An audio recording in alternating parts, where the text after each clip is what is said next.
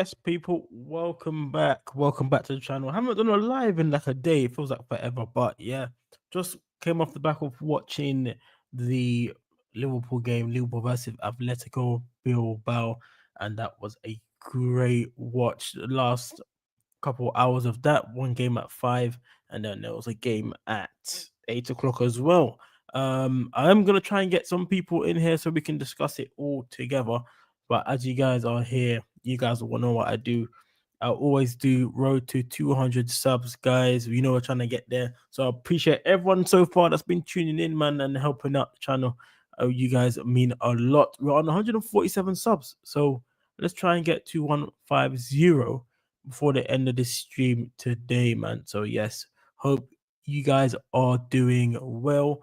And welcome to the stream, man. We have a lot to talk about today because I know that there was some Isak news. There was some Rio moving like a baller today, and that's what we're going to discuss in here. So once you guys come in, we'll be able to have a chat and talk about all of those things there, man. So yeah, it is going to be a crazy, crazy day. Had a long day at work. Now I'm here back to talk some football, man. So I appreciate everyone that's there. Now I'm gonna check through the likes already. I know we've just gotten to the stream. I can see we're already on 1 like so far. So someone's liked the video, so that's great. We're gonna head off and come into this, show some stuff on X and discuss this.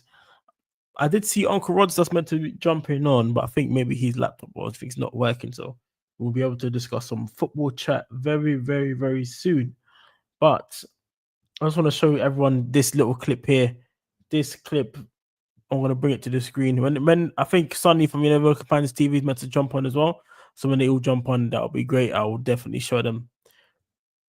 And we can definitely talk up some football stuff. That'll be great. But I'm gonna add my screen here and show this beautiful goal before we start off. This has to be shown. This has to be shown, people. This has to be shown. As you guys can see here, this is from Twitter. We've got man like, look at this, look at Rio. I'm gonna speed it up. Look at this. Oh my gosh. It's dirty. Look at him running. Tell me now, guys. Do Liverpool need to spend money on a left winger? Look at this. It's like he's playing pro clubs. Boom! My gosh, what a finish. Look, side netting. Side netting, people. That's side netting, you know. I don't think you guys know. Bro, that is mad. That is side netting settings. Side nettings. Do you know how wild that is? We, as Liverpool fans, big up Ant Dicker, man. Appreciate you for tuning in, guys. Don't forget to hit the like on the way and appreciate you, Ant. But yeah, do Liverpool, we could actually save some money, you know. Because let me bring Uncle Rod's here now. Let me bring him in. Let me bring in the real general, real Batman. Look at him. Wow. What are you saying, G? Nothing much, man. I'm all right today. I had a little bit of problems with my camera. I saw it in the beginning. Yeah, I did see before. Yeah, it kept on saying like, "Oh, can't connect the camera and the mic and that." So don't worry, man. Go back to the beginning, and you know what I mean. But you good though? Yeah, not too bad, man. And Nico says, "I said Agent and Anfield must be close. Must be, man." Rod's saying basically being big up, man. Yeah, big up, bless up one. Barry FC. You're new. I've never seen you say. Yeah, if you're new, hit the like, subscribe, and hit the like button, bro. If you're new, because I haven't seen you. I haven't seen your name before. I appreciate it, man. Appreciate you tuning in today, man. But yeah, hit the subscribe button if you subscribe. We're trying to get to 150 in the stream. That would be great if you could be 148 at the moment. So yeah, big up, man. SK Barry FC. Let us know if you talk football as well, man. Let us know because you got like a little nice badge there and stuff. But yes, Rods. As I was playing that nice footage of Rio, where I was big up, everyone's coming in now. Big up, lads. Big up, Benjamin. Give me the man from Sweden. That's like he's singing there. Look at him. Yeah. Reacts. Sonny. I don't know about Reacts, but I sent the I know Sonny should be jumping, and I sent the link to the group chat on the WhatsApp group. So if they want to jump on, they can jump on. The link is there, man. The link is there. Yeah, remember I was on the call in with you and Uncle Rod a few days ago. Okay, this is from your call-in show. Hey, Oh, okay, I hear that. I hear that. if you're new to my channel, appreciate you for tuning in, man. Appreciate you for tuning in. Hope you're subbed as well, man. Yeah, we need to start doing that again. You know, that call-in show looks like it's a good thing. You know. Yeah, I'm gonna do it. I'm gonna do it. Maybe once a week, maybe. It's up to you how you want to do it. I'm gonna do it sort of like today. Yeah. You know, 2 games on. You know what I mean? Like, No, yeah, that's a lot of games on. I've watched one game at work, one game at home. That's how much. That's how long it took the games. yeah, because what it is like, I think I might, if I'm not working on Sunday, Yeah. at Wembley, what I'll do a calling show, sort of like after Enz's show. After Yeah. Enz's calling show. Oh, fair enough. Yeah. People That, can get some more stuff. we'll jump on it. We'll jump on me, you, and Foot. We'll jump on it. Yeah, calm. So, And Dico says Isak will be wrapped up before the weekend. I reckon so. I reckon so. You know, I did see news. We'll bring it to the stage in a moment. There's news on Sesko and Newcastle bidding 90 million. That's 80 million euros. That's what they bidded. Newcastle. And apparently they're favouring Newcastle's bid. So basically, Newcastle's been in 90 million euros, which is 80 million pounds. Something like that. So 90 million pounds, which is 80 million euros. Sorry, yeah. I think that's what they bidded. Yeah. No, 90 million pounds.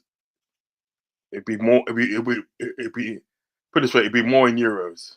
Yeah. Was it? Oh yeah, it would actually. It'd be more in euros. So yeah, actually, yeah. You're right. Sorry, my bad. Yeah, you're right. It's about 90. I mean, even 90 million euros. 90 million euros is probably about. A lot for Sesko, though, man. That's probably about 78 million or something like that. That's a lot for Sesko. Yeah, about 78 million, I reckon. 78 million or something like that. Pounds. You know what I mean? But Jacob LFC, big up. Reacts went to the game. I know. I don't know. I think he's coming back from Liverpool tomorrow. He's probably gonna go out drinking. Yeah. No, I know. He's been telling us he's got some clips for you guys, man. So what? So I swear to God, yeah. You saw him on TV, yeah? I swear to God, I saw Fuzzy. Yeah. I didn't. Like, momentarily, that for a couple of seconds, he was in the crowd. It flashed in the crowd, and I saw him. I swear, I did. Yeah, man. Newcastle spending that Isak money. Of course, they have to, man. But they have to. But yes, I want to get into this question. I was gonna try and go on Enz's cool channel, but I thought let me save it for my channel because I wanted to do a little discussion on Rio. Because I know that he was doing a quick call. I thought, let's leave that for another time. But big up Enz, man. He's got a great channel, do some great things over there, man. Let's see here. So basically, I was gonna ask a question about Rio, yeah. Because I know that Rodrigo apparently is now waiting for us to come in for him. Based on Rio's performances for the last preseason games, I believe Liverpool can save money on getting a left wing target. But I think the being an all end all for this is that if he starts against Crystal Palace and does well, I feel like Liverpool got a big decision to make on their hand whether to actually get another left winger in the club or have Rio as the backup. What would you say your opinion is on that based on his performances? His performance has been good. Yeah. But I still think he's not the finished article. Do you know what I mean? Hello, brother. How you doing? Sorry. You good? How are we? Not far are we? Rod, you okay? Big up, can't complain, brother. Can't complain. No, I still think at the day, sort of like he's still not a finished article. I think it'd be career suicide to put him in now, like as backup to Gakpo. I say still get Rodrigo, because then he can learn off the likes of Rodrigo and Gakpo and that. Do you know what I mean? Still obviously put him in the first team. Do you know what I mean? Like the bench. You know what I mean? Sort of like last 20 minutes, 15 minutes, and something like that, and create havoc. Do you know what I mean? But to say that he'll be back up and then day to Gakpo, I don't think you should do that because like his performances have been good. You know what I mean? It's been electrifying. Like today, scored in the first couple of minutes. He scored and there's a bagging goal as well. The way he dropped his shoulder, bro. The way he cut in and dropped his shoulders went after that. Bro, at 16, Rods, it's ridiculous. You don't understand that. I don't think like that we truly know the talent we have on our hands, you know. Oh yeah. Stuff that he was doing was disgusting. literally at 16 years old. You know, man should be doing his GCSEs, bro. Man's Because next month, isn't he? Or something like that. 17, yeah, 17 end of the month. So basically, he's just starting college, basically, or just left school. Yeah, yeah. So the dribbling, I think, he wants to yeah, win the Ballon d'Or. Yeah, he said that. Yeah, you know something? Even that kid that come on today, that Will Wright, he looked good decent as well. Yeah, he's 17 as well. Yeah. Yeah, and he nearly scored as well, didn't he? He got put through, didn't he? I was so annoyed when he didn't finish that, man. I was thinking, oh, he could have had a perfect debut, you know? No, he did. He had a perfect debut, man. Listen, I was in the kitchen. I had the laptop in the dining room. Yeah. I was in the kitchen, fixed up with, like, you know, my dad's tea and all that. So I didn't actually see it. What actually happened? What the shot with the sort of like with he got I think it was Chaser had the ball running into the middle of the pitch, yeah. And then I thought Chaser was gonna snake it and pass on to right to Salah, but Chaser saw Will Wright, which he was in a better position, passed it on to him. I thought the pass could have been a bit better to Will Wright, yeah. But he got onto it and he tried to open up his body, and then I think he hit in the middle of the ball and instead of underneath it, and it just went straight to the keeper instead of to the right hand side of the goal. Oh, right. So he shot straight at the keeper basically instead of shooting it at the angle. I feel like if the pass was a bit better, he would have been able to angle his body a bit quicker to get the shot off. But it's 17 as well at the same time, innit? But yeah. I wanted to get a goal still. But don't you think it's good that like 17 making his debut? Yeah. Don't you think it's good that he was in that position in the first place? He put himself in that position. It was a counter attack still, and he was running quick. And then one time he lost the ball, he ran and got it back, bro. I'm telling you, Liverpool department. He's quick. He's not slow. Yeah, but I think they're doing I think what Liverpool are doing, they're buying players of good technical ability that can play that type of football, if you want to call it. What do you think, Sonny? I haven't heard it from you. Sorry, Sonny. What do you think, man? Yeah. In the first half, I think Rio stood out. I think he was running the show in the first in the first game. I mean, second game, Ekatike actually stood out for me. He was giving me Firmino vibes all throughout that game.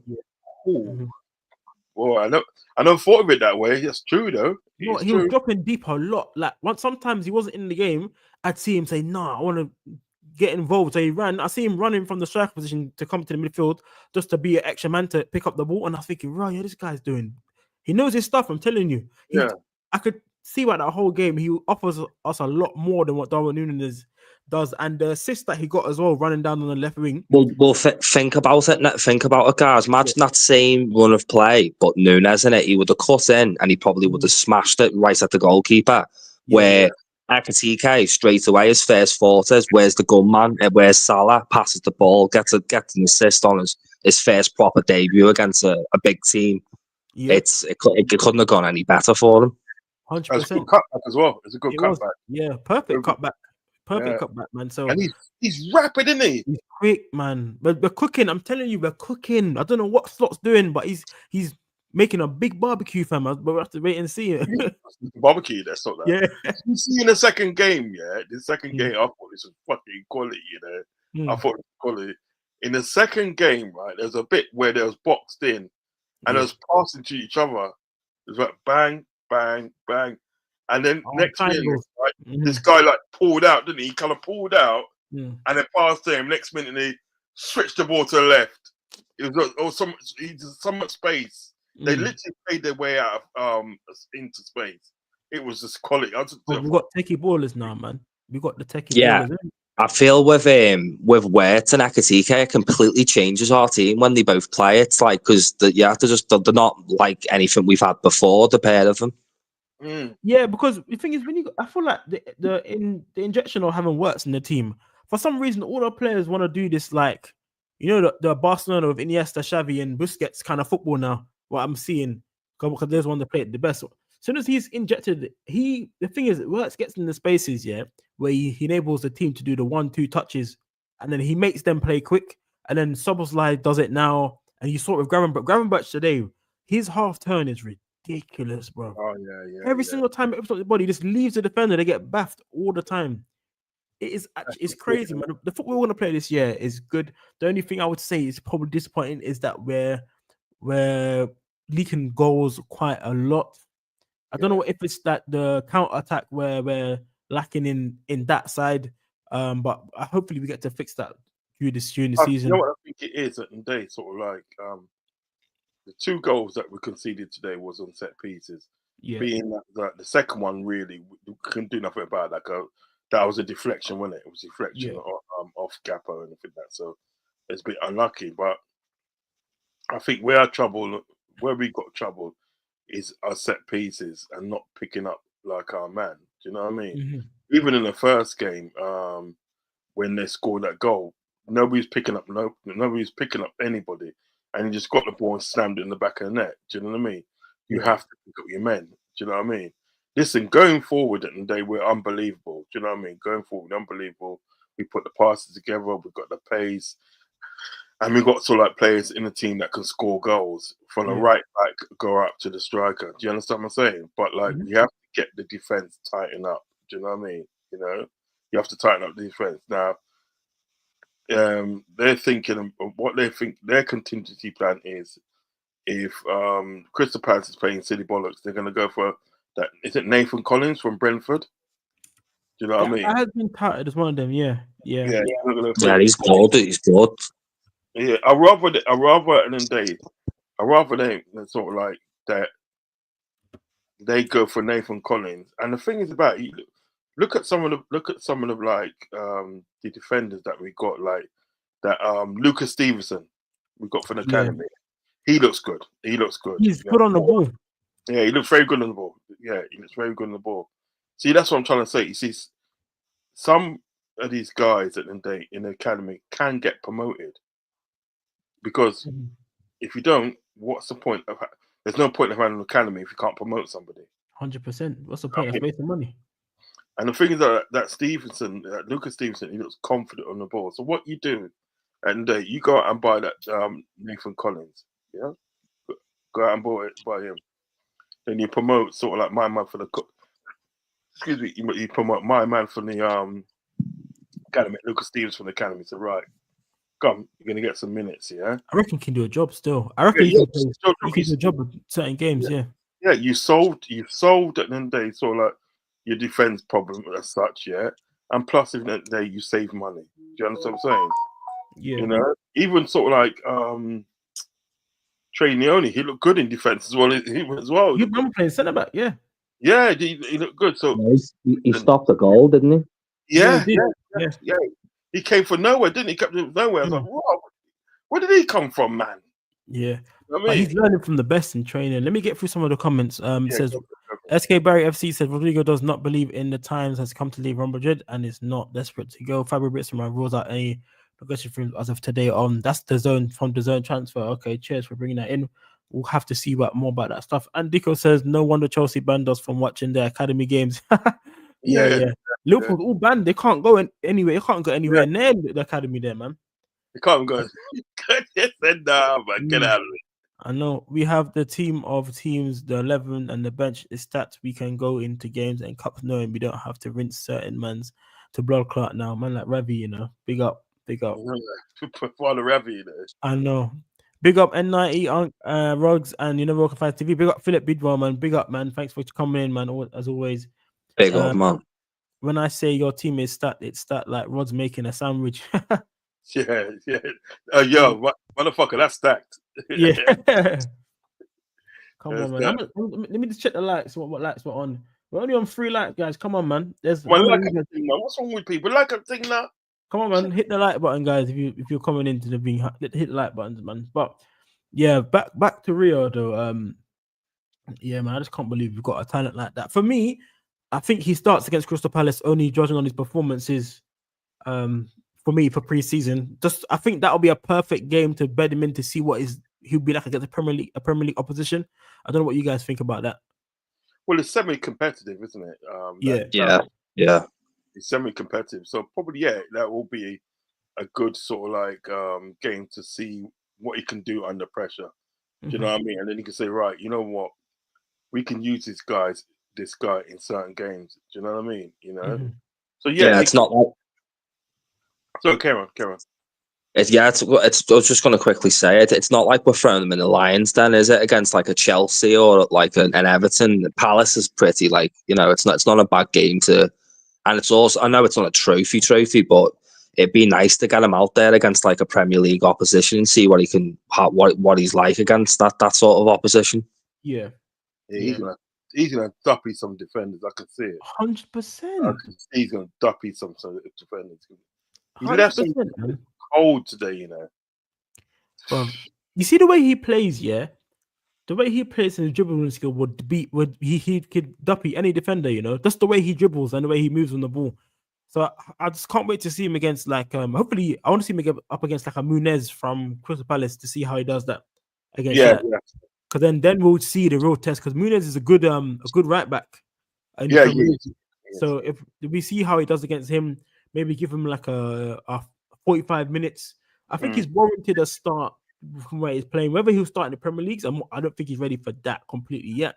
But I just want to see Crystal Palace how he does in that game with that one. Because the thing is about it, what I would make Rio into is a squad player. Yeah, I'll make him into a squad player. You know what I mean? Yeah.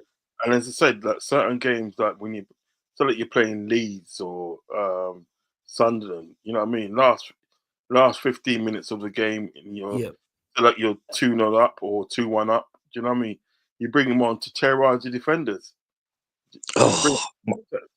Imagine being tired and you've got to deal with them coming on like the last 20, 30 minutes. Long day. It's a wrap, mate. It's a wrap. Yeah. You know what I mean? I'll be like, nah, I'm not having that.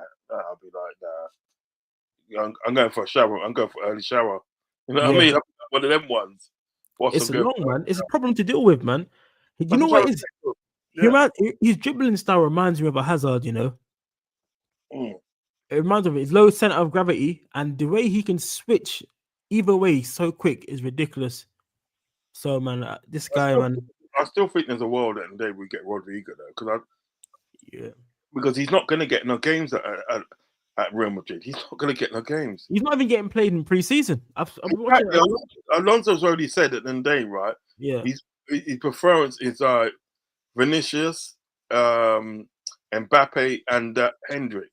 Yeah, that's his front three that play. Do you know what I mean? Rodrigo and it's been at Real Madrid too long to be a sub man. True. He's been there too long, mate. Do you know what I mean? Mm-hmm. That's what I'm saying. He's not a sub. He's not a bench man. He's not a bench play. No, he's not. That'd be criminal to have that guy in the bench. That's wild. Let's see. Ant says, anyone think Isak done before Palace? Any of you guys think that? Great question. And anyone want to answer that one? Yeah. Listen, once Newcastle get their bloody act together, we can do it. I just think at the end of the day they should decide, Chuck, you know what, at the end of the day, right? Stop waiting on Newcastle at the end of the day to get these players and everything that, right? Yeah. Because it's taking too long. So just go in there with the offer and everything that offer they can't refuse and stuff, right? And say, right, let's do business, man. Let's just do business. Yeah. It looks like Newcastle have from what I've seen, then just off the Ornstein, and there's a couple of things that have come out. It looks like Newcastle have basically nearly got him now, haven't they? I think they're willing to bid up to 90 million euros for him. Yeah, I can see that as well. I want to bring that to the screen so I can read that as well. Let me go and see if he's pinned it to his. I think they've given him a deadline. I think they've said you give us an answer by Wednesday. I think it says, or Wednesday or Thursday, if I'm correct. I think you're right. Fabrizio put something up on his thing as well an hour ago as well. Let me bring it up. Because he's put something on there. So Ravi says, any news on Konate staying or going? I haven't seen anything, Ravi, bro. I haven't seen anything on that one. I hope he does. He looks happy at the club, so he's all smiling and stuff now. So I'm hoping he does stay, man. But let me bring this to the screen. So it says here, Newcastle have sent an official bid to RB Leipzig for Benjamin Sesko worth up to 90 million euros package. Okay, 80 million euros plus 10 million add-ons on the table from Newcastle. No decision yet from the player. Manchester United confirmed again to others they will bid if Sesko picks them. Okay, so what RB Leipzig are doing? They're waiting for Man United to bid, but Newcastle seen that they're all in at the moment already. They've already put in the package. So hurry up and accept it, man. Flipping hell, man. We need to get Isak, man. you know what? Man United needs to sit down, man. I know. Sit down, innit? What are you going on with, blood? Do you know what I mean? You got no Europe, and then you think at the end of the day, good Sexco, yeah, is going to leave his good club, right, and come to your club, and you're not even in Europe. You finish 15th place, I know. and your manager might not be there after Christmas. Do you know what I mean? It's just that's career suicide. If Sesco goes to Man United, that is career suicide. I'm telling you. I agree. Yeah, he'll just be the next Hodgson in 12 months, wouldn't he? Yeah. Do you know what I mean? Like they're trying to get rid of. They spent 72 million, right, on Rasmus Højlund, right? Yeah. They're trying to get rid of him. Rasmus Højlund said, "I ain't going nowhere." Yeah. He said they're trying to make him part of the deal. United have tried to make him part of the deal, saying that I will give you Sesco, give you money and Rasmus Højlund so you get a replacement. Yeah, Rasmus Højlund was like, nah, no chance. He was I'm like, not going over there. here. I'm saying here getting these big wages. What are you talking about now? Exactly. You know, for a fact, he'd have to drop his wages if he goes to RB Leipzig as well. Rasmus Højlund is probably saying, "Well, if you want me gone, you're gonna have to buy me out." Do you know what I mean? Much. Yeah. You have to pay the rest of my contract. Do you know what I mean? And they can't afford to do that. Do you know what I'm saying? No, he's just there, and they say, "Yo, yeah, collecting his money every month." Sorry. They still haven't signed a defender either, have they? Like they've signed up attackers, which they did need, but also the defence in the midfield's awful, and they haven't really done anything to address them situations. No. Yeah, who wants to go there? Who wants to go there, Sonny? Who wants to go there? I'm not being funny. Who wants to go there? The club's in a mess, bro. That's what I'm trying to say. That's what I'm trying to say. I can't understand why they're egging up, right, with Sesco and they. Do you know what I mean? Yeah. You know, egging up with Sesco. Sit down, man. The only thing I think Sesco might thinking there might be hope. I think for me it looks like Sesco was still waiting for Man United to bid, which is a bit annoying. For me, but I hope they get this over and done with, man. Newcastle put the money up. I think RB Leipzig literally got more than what they even wanted for Sesco. If you think about it, Newcastle paid more than what you would for that kind of player. So who's Man United signed this season? Cunha. Signed Cunha from Wolves. Yeah, and Mbeumo from Brentford. Who? And Mbeumo from Brentford. Oh yeah. I'm trying to think. And they signed one Brazilian kid. They signed one Brazilian kid from somewhere. I don't know where he's from, but they signed some Brazilian kid. But I think that's what signed free signings. I think that's an idiot signing, though, isn't it? The Brazilian kid's an idiot signing. I don't know. I don't know who he is. I wouldn't know who he is.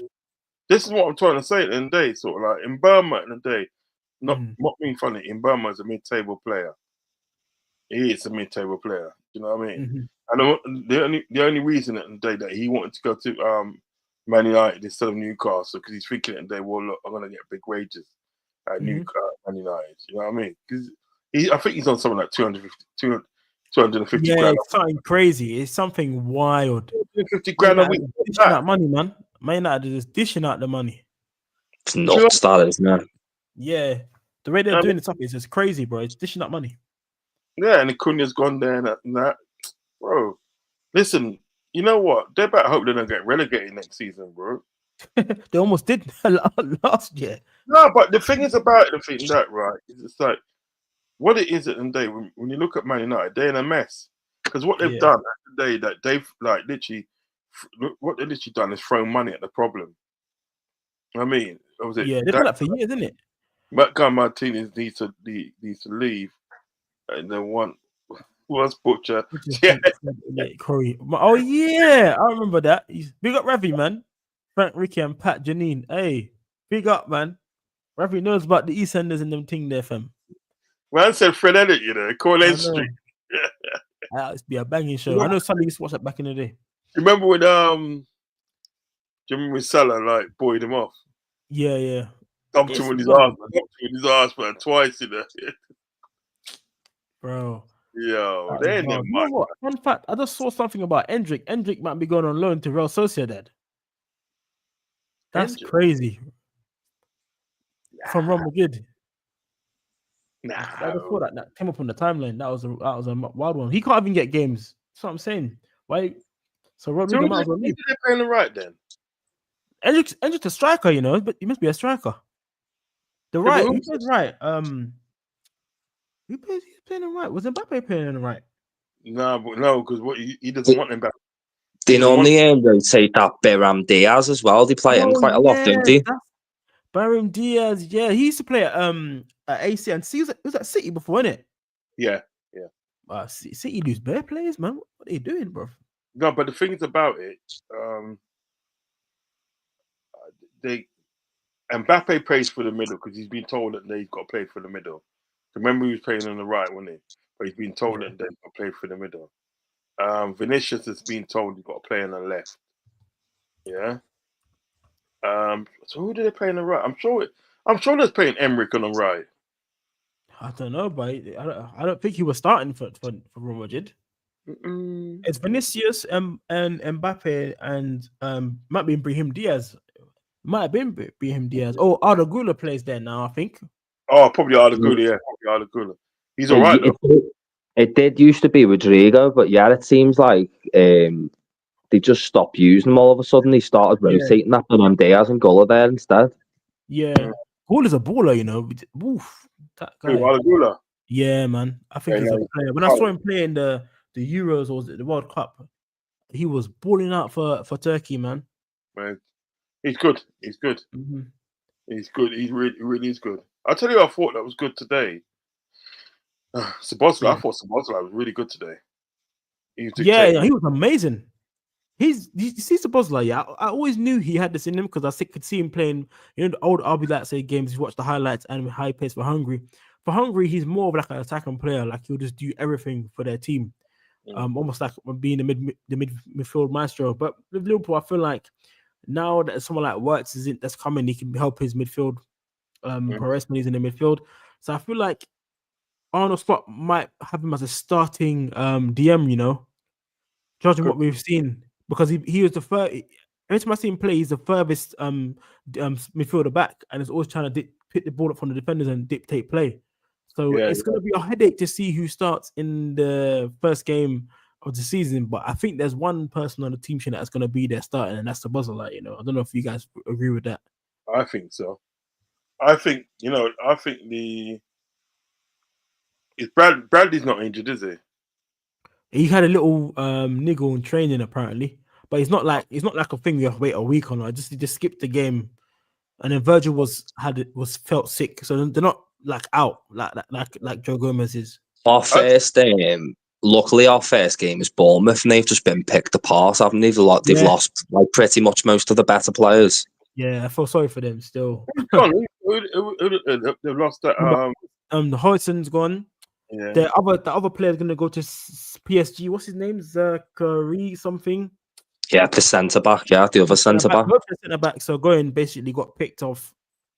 And then Semenyo was gonna leave, but he signed a new contract. Semenyo, he should have left. I don't know why he stayed. He ain't all that though, is he? He's all right though. He's better than Bournemouth. I'll tell you that. You reckon? Yeah. I heard Bobby Clark's gonna go. Has been offered to Newcastle. Bobby Clark. I'm sure he's a well, Bobby Clark. Yeah. So but you know what it is, yeah? Do you know what it is, right? I think the starting lineup for the first game of the season is going to be Bradley, Konate, Virgil, Kirkes, right? Midfield, you're gonna have I reckon they play a 4-2-3-1, I reckon. Yeah. That could be the formation, Yeah, I agree, yeah. So they probably have Szoboszlai, yeah. They probably have Szoboszlai and McAllister in midfield, yeah. Yeah. And up front they probably have like Wirtz will play the 10. Wirtz play 10, Salah plays on the right, Gappo on the left, and Ekitike the striker. Regardless of the fact of the day that we've got what's we call it? Isak, regardless. Isak won't start. He won't start. He won't. I don't think he'll start the first 3 games just because his fitness won't be there. No, so yeah, he's gonna niggle, and he's gonna come in late as well, isn't he? Yeah. So basically, he'll be on the bench, and I think that right, he'll be on the bench. I don't know if he'll make the bench. I'll be real with you. I don't know if he'll make the bench, you know, Rod. No. He'll make the bench. You know what I mean? I reckon he'll make the bench. You know what I mean? You'll have probably enough time to get his fitness up to a certain length, and plus as well, he knows the Premiership. You know what I mean? So playing in the Premiership is gonna be nothing to him. Do you know what I mean? Oh yeah, of course, he's used to that, man. Yeah, he's used to that. So I reckon I reckon the lineup that you see today, because I think what it was today, they played a 4-3-3, didn't they? Yes, it was. Yeah, throughout the whole of the thing, it was 4-3-3. Yeah, so they can even play that. They can even sort of have in midfield have Gravenberch.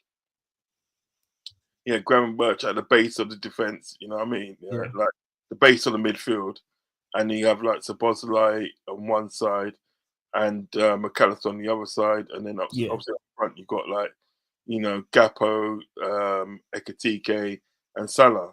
I think that will probably be the starting lineup for the first game of the season, because I think what we want to do in the day, first game of the season and day, we just want to get that 3 points, man. Yeah, get that blitz in the day, and get the first 3 points on the table, and we move. Yeah, because 100%. You want to start off well. I agree with you, Rod. Trust me, when we start off well, we generally do well in the Premier League. Yeah, they got this. They got this sort of like they got this. Well, I'm saying it. They start as you mean to go on.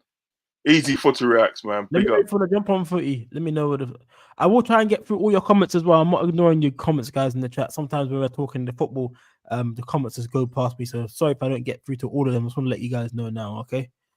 I can join for 5 minutes if you want at my grandma's gaff before I go. Yeah, man. I sent footy the link footy is in the WhatsApp group. Yeah. Just send it to him direct. Send it to him direct. Shoot the link, my guy. Oh yeah, no, it's fine. Let me send it to you. Direct. Shoot him direct. So you have it still, Yeah, I'll WhatsApp it to you now. Give me 1 second. Sorry. Yeah, so basically, and I think what they want to do, they want to get this first game of the season out of the way, 3 points, and they start as you mean to go on. You know what I mean? Start as you mean to go on.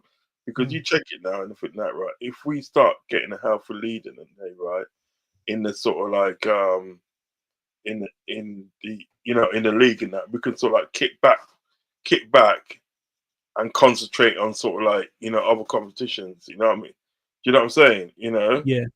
Because that's what we're at. That's what we did. Like around Christmas time, we had that healthy lead at the day in the league, so we started to concentrate obviously on other things. You know what I mean? Yeah. I think that's sort of like a thing. So I honestly feel at the end of the day, sort of like we're looking dangerous. We've got pace, for once. We've got pace in our team, bro. It's mad, It's actually insane how much pace we have in the team. It's actually disgusting. Like, you see Frimpong at right back. I'm starting to think in my head, I might want him starting a little bit, only because the way he plays, I feel like we're gonna need that a lot. There'll be games that you can start there, I reckon. There will be games to start, but I still think in the day, so like Bradley should be your starter. You know what I mean? But there will be games at the day that sort of like you can say, put Frimpong and start these games and that. Do you know what I mean? Yeah, I just want to bring there's been a bomber in the news. Big up Ant Dicker for letting us know. I want to show you guys, let me get it up. Pause. Big pause, man. Big pause, bro. It is, but it's late. I wasn't even thinking. Yeah, that's a wild pause for that. You know what? That would have slid. If you didn't say anything, that could have just slid. You would have been. I had to pull you up still. I know. But here from Indian News says that exclusive Newcastle FC's new bid for Benjamin Sesko has been accepted in the last 20 minutes. So the time is ticking. Yeah, man. Oh, happy days, man. Man. So it's all down to Sesko now, isn't it? You know what I'm saying? So we've got to wait for that. Yeah, man. He's been accepted, brother. Sort his contract out, innit? Hey, can you imagine that day, yo, just imagine wake up in the morning and Seska's on his way to Newcastle for medical. 100%. Then the Isak new bid comes in the same hour. Watch. How much you in a bit? Yeah, definitely. I think the moment Sesko walks through the door at St. James's, I think, the second bid goes in that day. Yeah. Yeah, goes in and says, yeah, get him over here. Get him over here. You know what I mean? Man.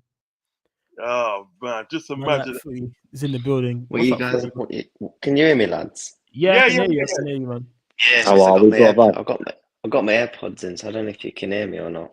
No, we can hear you all at the moment, man. You're good, man. You're good. Yeah, I'm on my phone, innit? I'm going to the club shop tomorrow, yeah, and I'm getting Rio on the back of the shirt. Fuck it. Yeah. I won't blame you. Bro, this kid, I don't give a fuck, yeah. People say, no, why are you getting a 16-year-old on the back of your shirt? I'm only 4 years older, pause. Yeah. Listen, fucking this, all my days, all my fucking days. No, I completely understand, because when I got to watch his debut, Rio's debut at the Accrington Stanley game, and I was the same. When I come out the game, I was shocked. Because I didn't understand what I'd just seen. I've never seen a 16-year-old that good before. I tried to look out for Fozzie, but I messaged him and he didn't tell me where he was, because I was going to meet or say a go to him and say hello, but you did get back to me. Probably getting you know what I mean? Yeah. Nah, man, I can't lie, yeah. Before I speak about the game, forever our number 20, man. Fucking tears, man. I can't lie, lads. I cried at you when You Never Walk Alone was on, you know. Yeah, because that was the first one. The first one, man. It was fucking emotional. Yeah, the first one was emotional. The first one, with the first game, when they sang it and Walk Alone, I was sitting at home and I was watching it, and then even I got emotional and think that it was emotional. The first one. Yeah. Do you know what I mean? You know, so yeah, I could understand. Do you know what I mean? Just a quick one for you, yeah. Are you back tomorrow? Yeah, I'm back tomorrow. Yeah, I'm back on my full set tomorrow. Yeah. All right. Do you want to do quick one? Do you want to do a reaction show? Me and you do a reaction show. Yeah, we'll do a reaction show. Yeah, sure. I'm back about 1 o'clock, if that's all right. All right. I'll set it for after then. Yeah, I'll set it for after then. I'll say for 3 o'clock. I went on Twitter, yeah, in the fucking concourse. Yeah. I saw Asim. Do you know Asim from BNR? Oh yeah. He tweeted Isak's agent was in the ground, so I got my camera and I zoomed in as far as I could see to try and see Isak's agent. I was, fuck! If I was in that fucking main stand, I would have literally shouted, "Fucking bring me Isak!" Yeah. There's loads of pictures getting sent round that's saying, they've got a picture of Isaac's agent, and then there's a picture of this dude, and it's identical. It does look like him, to be fair. Oh, fair. Is it actually true about there's a fucking bid in that? Because I'm just seeing a few bits on Twitter. No, apparently the bid's already happened, but apparently what's for Isak? No, not for Isak. The Sesko bid has been accepted from RB Leipzig. Yo, Newcastle, yeah, Eddie, if you're watching this, mate, do not fuck it up. Yeah. Because I will fucking come to Newcastle tomorrow. If he fucks this up, I swear, oh my God. I can't do it, man. Personal terms should have been agreed already. They've been talking with this player for a while. Was this the fee that Leipzig wanted? So they better hurry up and get that sorted, man. How much did they bid? I think it was 90 million. Yeah, they've bid what they asked for. Yeah, 90 million euro. So 80 million up front and then a 10 million add-ons. Yeah. Yo, so we're gonna get Isak here for an extra 50 mil. Pretty much. Oh my God. Yes. Oh my God. I can't lie, lads. Just on the game here, quickly. Do you guys? I don't know if you guys agree, but Ekatike could genuinely be Bobby Firmino 2.0. That's what. Yeah. Sonny said the same thing. Yeah. There was a period when he was playing. I wasn't necessarily watching the ball as much, but I was watching him, his Yeah. movement, and the way he actually causes defenders problems. And I keep saying it, man. His link-up play with Salah and Verts. Oh my God, Yeah, it was good, man. we're in for it. I said it to N90, man. I don't care if we don't need a left winger because Ekitike can play there, and we have Gakpo. That's what I was saying. I Yeah, go on, I literally just said to these before you come on. I felt Rio was the best in the first game, but the second game, Ekitike, he was like exactly what you've just said. Reacts Firmino 2.0, because that goal of the assist that he got. If Nunes would have been in that position, he probably would have just blasted it at the goalkeeper. Instead, Yeah, he puts his head up, looks straight away for Salah, and gets an assist. Yeah. Nah, Sonny, do you know Fusion, the club? Yeah. Is it open tonight? Do you know? He's trying to go out on a Monday. It's a On a Monday. It's a Yeah. bank holiday, so yeah, it might be, mate. Yeah. It's a bank holiday today. Not bank holiday Is it? today. Is it? It Is, can't I be. thought it was a bank. I would be off. If it was bank holiday, I'll be off work. I wouldn't be working today. It must be soon. There's a bank holiday coming up soon on a Monday, but I thought it was this week. That's Carnival Day, isn't it? Carnival Day. There's 2 Friday and Friday Carnival Friday, and then there's a Monday as well. Yeah, 'cause yeah, 25th. That's my birthday, you know. Is it? Yeah. Yeah, on 25th. Yeah, 25th of August, my birthday. no, fucking yeah. There might be a club action tonight. Must have club action. Get down Soho or down down there in the concert square and that definitely. Yeah. McCooley's get down the Irish bar, Pop World as well. Celtic Bar is my favourite bar. Yeah, it's good. It's good. You guys need to let me know where all the spots are, man. There's going to be a time where I'm going to have to try and come down to one of the games or something. And then all the Irish bars tend to be the better ones, the big ones in Liverpool. All the Irish bars are brilliant. Okay. Nah, fucking it. I don't know, lads. I'm fucking gassed for the season. The only downer for me tonight, we need fucking centre backs. 100%, bro. We can get into that now, man. I don't know if you guys agree, man. Am I the only one here who actually rates Stephenson? What? Raw. Yeah, he was brilliant. He's gonna wind his batty with the woman tonight. He's gonna wind. Stop. I've got a girlfriend, bro. I've got a girlfriend. It's the other way around, brother. It's the other way around. Yeah. I've got a girlfriend, my guy. I've got a girlfriend, my guy. Yeah, that's a big pause in there. That's a big pause. Hey, Ravi, what's going on, man? I mean, the shaky talk, man. That's shaky. Hey, Yeah. wait, one second, lads. Nah, lads. Stop it. Get some help. Come on. Yes, all that. Yeah.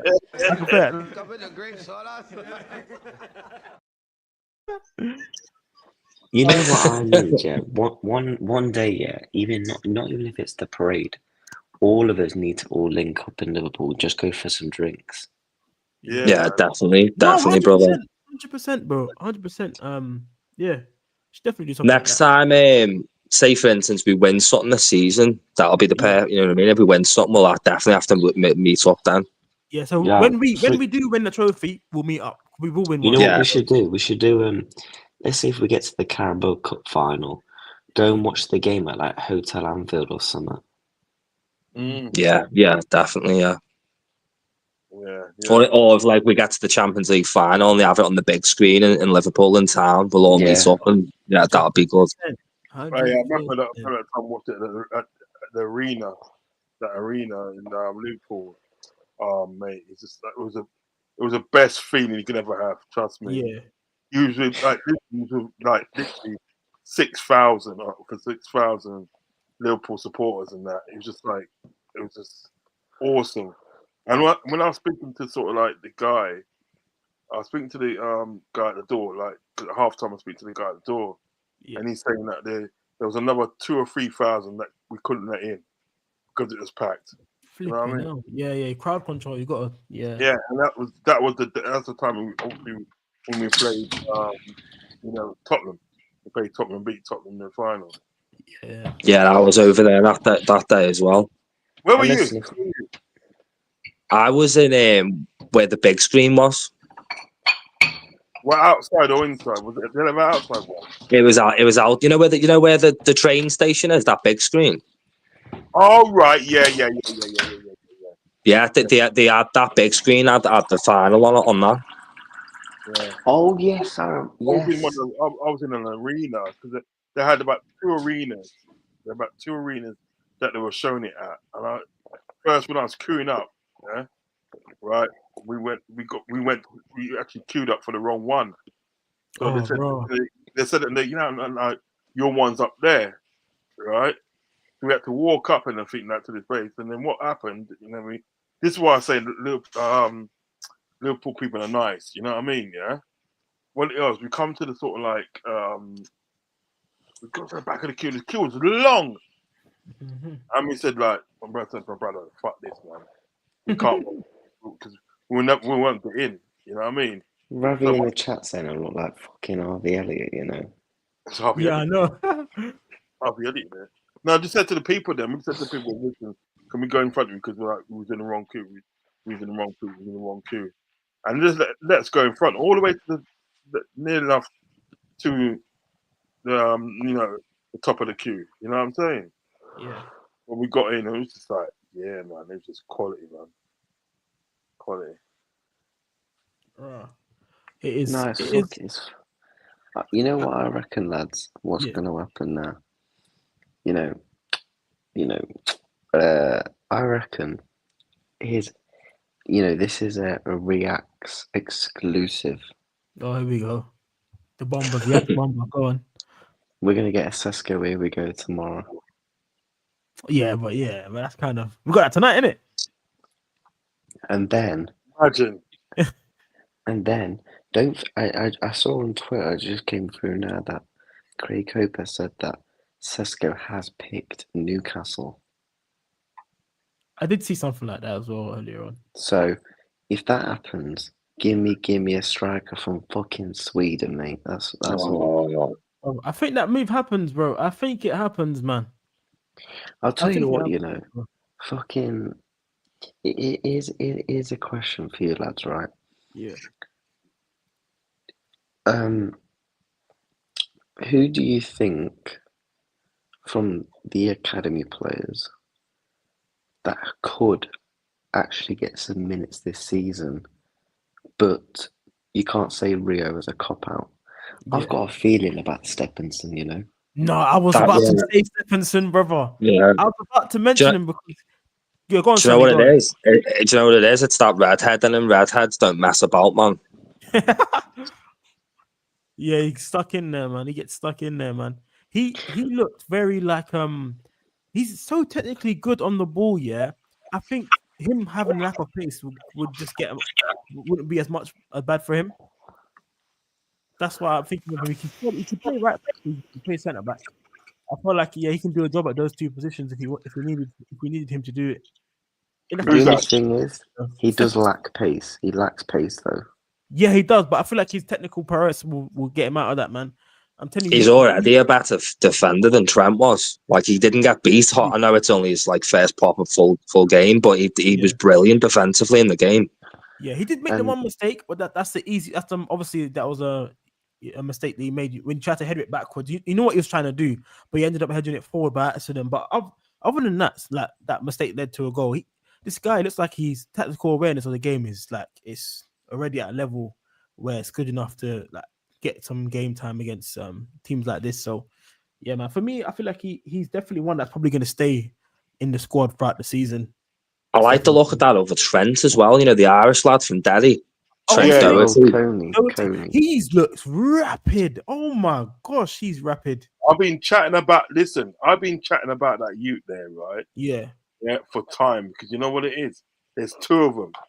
There's two of the mixed race youths there from Ireland. One's from obviously, double era, Derry and that, right? Yeah. We got another one. It's from Northern Ireland, yeah, which used to be on Man United's books, yeah. But we got him, right? And he's just as rapid as well. Yeah. And he plays. I forget because I think Doherty plays on the right with the left foot.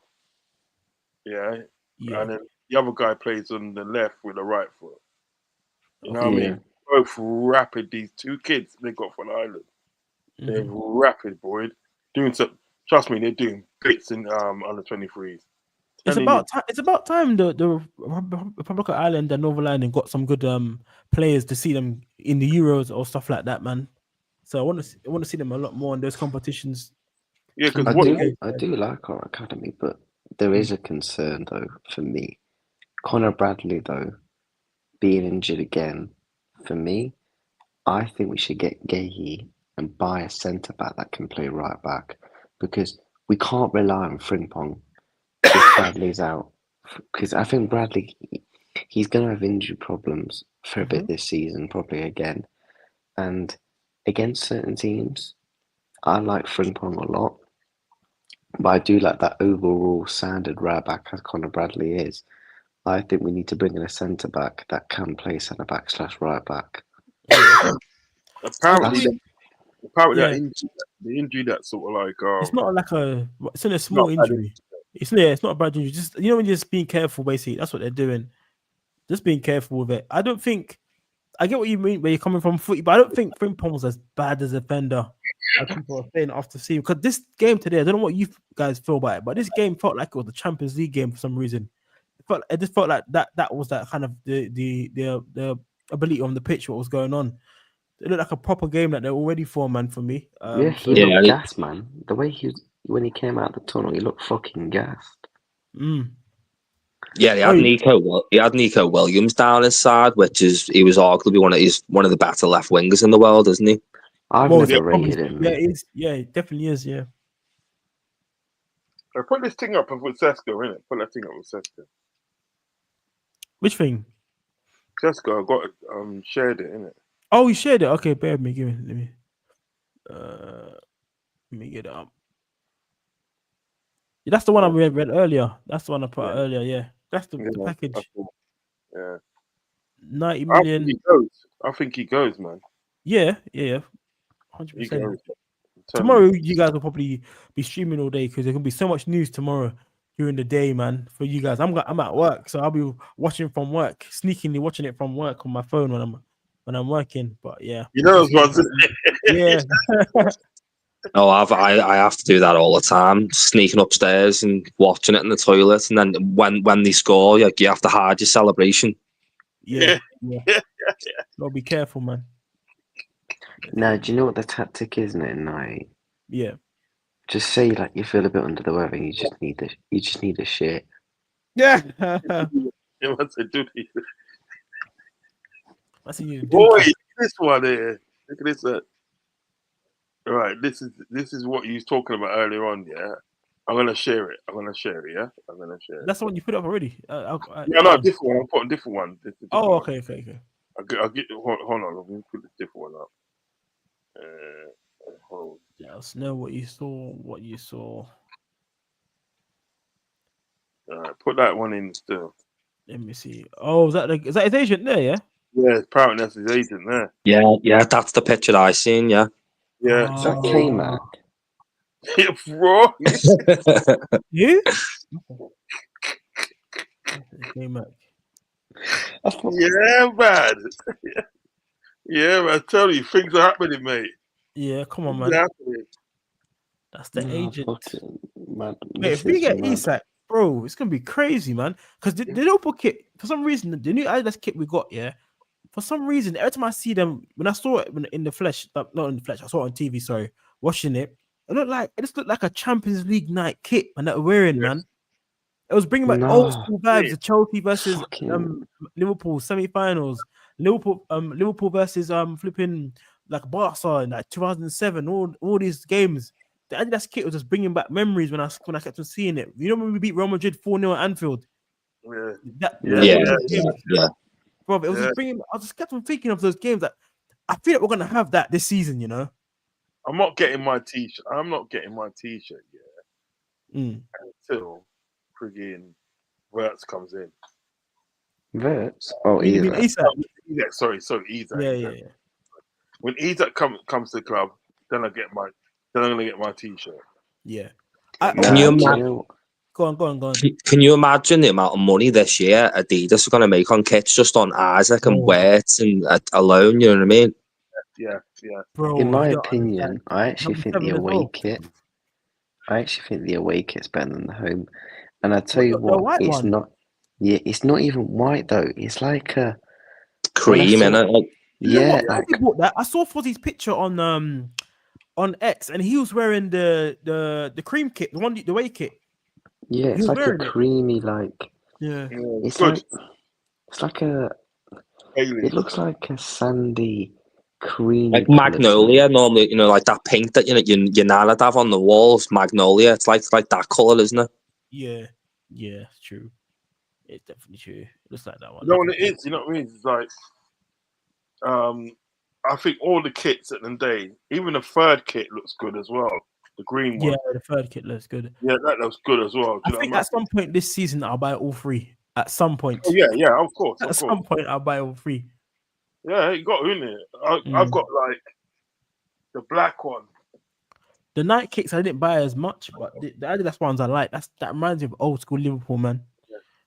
I'm definitely getting the green. I'm definitely getting the green one, being from Irish descent, mate. Definitely getting the green one. You have to, man. You have to.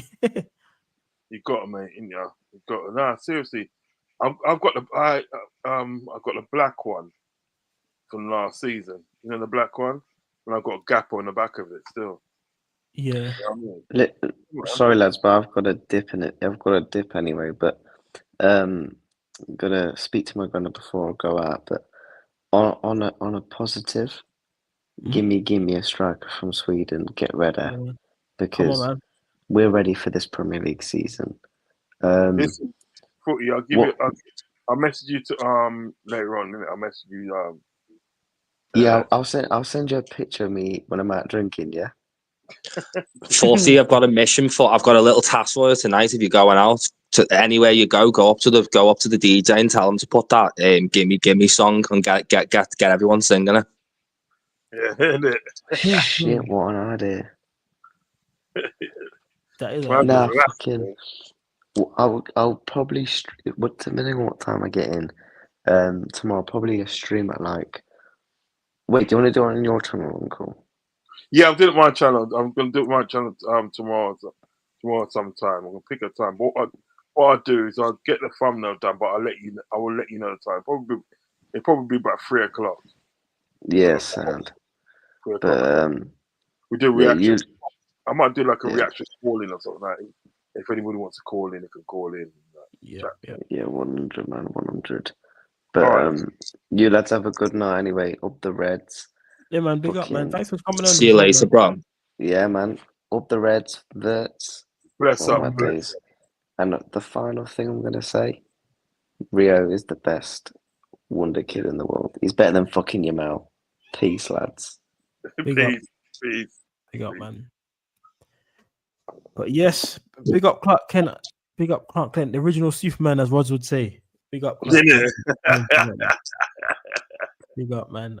But yes, man, I'm gonna have to try and stream at 10 o'clock each day, probably when I get home from work. The grind don't stop, so I'll probably stream again tomorrow at 10.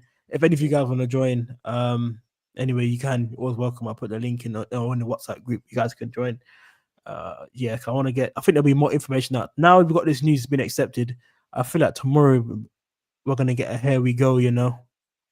We're gonna get a here we go tomorrow. And then I think the same day Liverpool will put an improved offer, and that offer will get accepted. I don't think it'll be 150 like Newcastle want. I think it'll be like around the maybe 135 max, I think.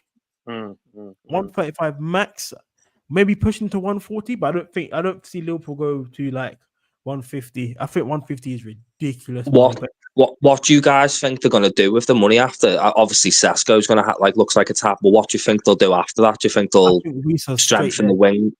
I think Wisa's coming straight in because I think they want 50 million for. I think they'll just spend Sesko and Wisa for me is adequate replacements for someone like Isak for one striker, in my opinion. Sesko and Wisa, because Wisa got 19 goals in the Prem last year. Sesko's highly touted striker. Yeah, I like Wisa. Yeah, he's a brilliant player, Wessa. Yeah, very underrated player. I think them two will be good in the Champions League and as well as the Premier League. And they got, remember, Alanga on the left wing now as well. So their front three, if you're asking me, has it? Yes, they've lost Isak, but it's also improved in my opinion.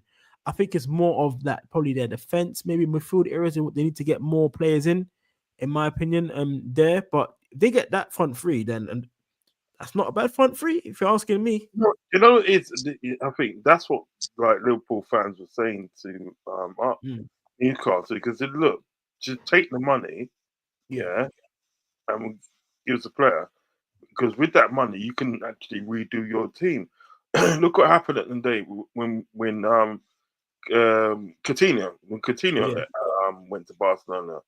We invested that money back in the team, right? And what happened? The next season we won the Champions League. Season after that, we won the league.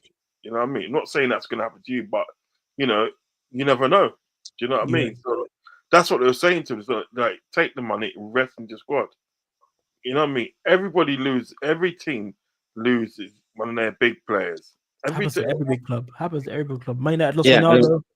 and instead of the narrative being, obviously, as you've kept Isak, you've stopped them from going to Liverpool. Instead of that, all these players that you're bringing in, you can say, "Oh, do you remember Isak? He's got that move to Liverpool now, hasn't he? And Livermento's going to City. It's like a springboard. Players will want to go there a lot more." Yeah. That's what I'm trying to say. It's just like the things about it in the day, right? Is that this can be so good for Newcastle. It's just if they take their pride out of the way, do you know what I mean? Take the pride out of the way, right? This could be so good for Newcastle. They don't realise how good it can be for them. Do you know what I mean? It boosts their PSR, so they can spend even more money than the Isak money they get in as well. That's what I'm hearing. So they're able to spend even more money. So I reckon. Sorry to cut across. I reckon that's why sort of like the agent is at Anfield, because it's happening. Yeah. It's happening. Do you know what I mean? Hopefully it is him. Hopefully he's the actual agent though. Hopefully it is him. Yeah. I don't think people put that out for jokes, man. You know, he even looks like a fucking agent, doesn't he? Yeah, the picture I seen is basically that photo of him, but he's it's from the front, and then next to it is the actual photo of him next to Isak, so it lets you know, it looks exactly like him, basically. Like 3 different shots to see if it's like him or not. Yeah, okay. It's a white dude, isn't it? It's a white dude here, isn't it? Yeah. There's a picture of him with Isak as well, and they show you that from the front, and it lets you. It's I'd say 99.9% identical. If it's not him, it's someone that looks a lot like him. It's his twin brother, isn't it? His twin brother. I know, bloody hell, fair enough. Yeah, that's what I'm saying. So I can't see a world at the day where his agent is at Anfield, and this still is not happening. I'm sorry, do you know what I mean? Because the thing is about it in the day, right, is like, remember the agent's going to get some money out of that. Yeah, of course, big money, signing on fee and everything. You know, but the agents will going to probably get 10 mil out of that deal. Yeah. Do you guys remember what Newcastle paid for Isak? No. Was it 26 million or something like that? Or 26 million or something like that? Look it up. Actually. Yeah, because going to say they're going to be making some good profit off him, aren't they? Oh, they bought him for 60 million.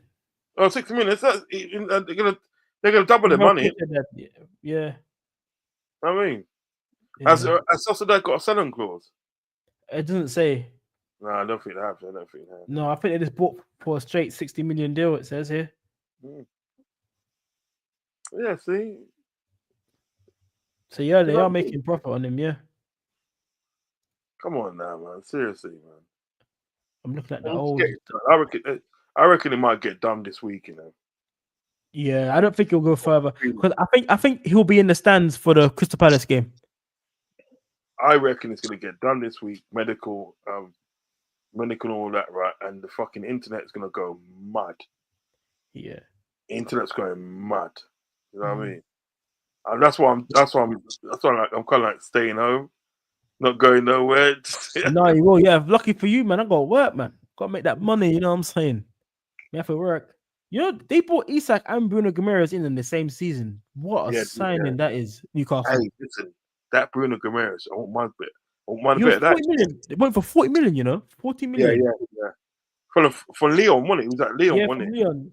That's ridiculous. Imagine getting Isak and Bruno Guimaraes in one season. Those are two ballers, you know? Yeah. Would you take I Bruno really, Guimaraes? I think he's very underrated. Me, Bruno Guimaraes. I think he's one of the better like destroyers you can get in the world. He's so good. Yeah. If Liverpool was going to go for a destroyer, for me, my front runner would be definitely Bruno Guimaraes. Bruno Guimaraes. He's a DM, isn't he? He's a DM, yeah. Yeah, he's good. He's really good. Yeah, he's a proper DM. I rate that guy highly.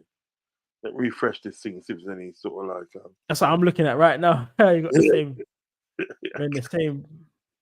Simon Jordan is not impressed with how NFC go fuck yourself, Simon Jordan. You know what? The thing is, I don't listen to Simon Jordan, but only because I feel like him and the other guy who used to work on Sky Sports, they've mastered the art of trolling. Yeah. But because they mastered the art of trolling and they know what they're doing to engage people. There was a Newcastle fan talking to Jamie O'Hara. Literally, this guy was having a fit. You don't know what you're talking about. Have you seen the video? The Newcastle guy. Yeah. He's a guy. Yeah, him and it was like Jamie O'Hara and Bonlahoy, wasn't it? Bonlahoy was I hope in there. he's alright. You know, he's having a fit, man. That guy on the phone.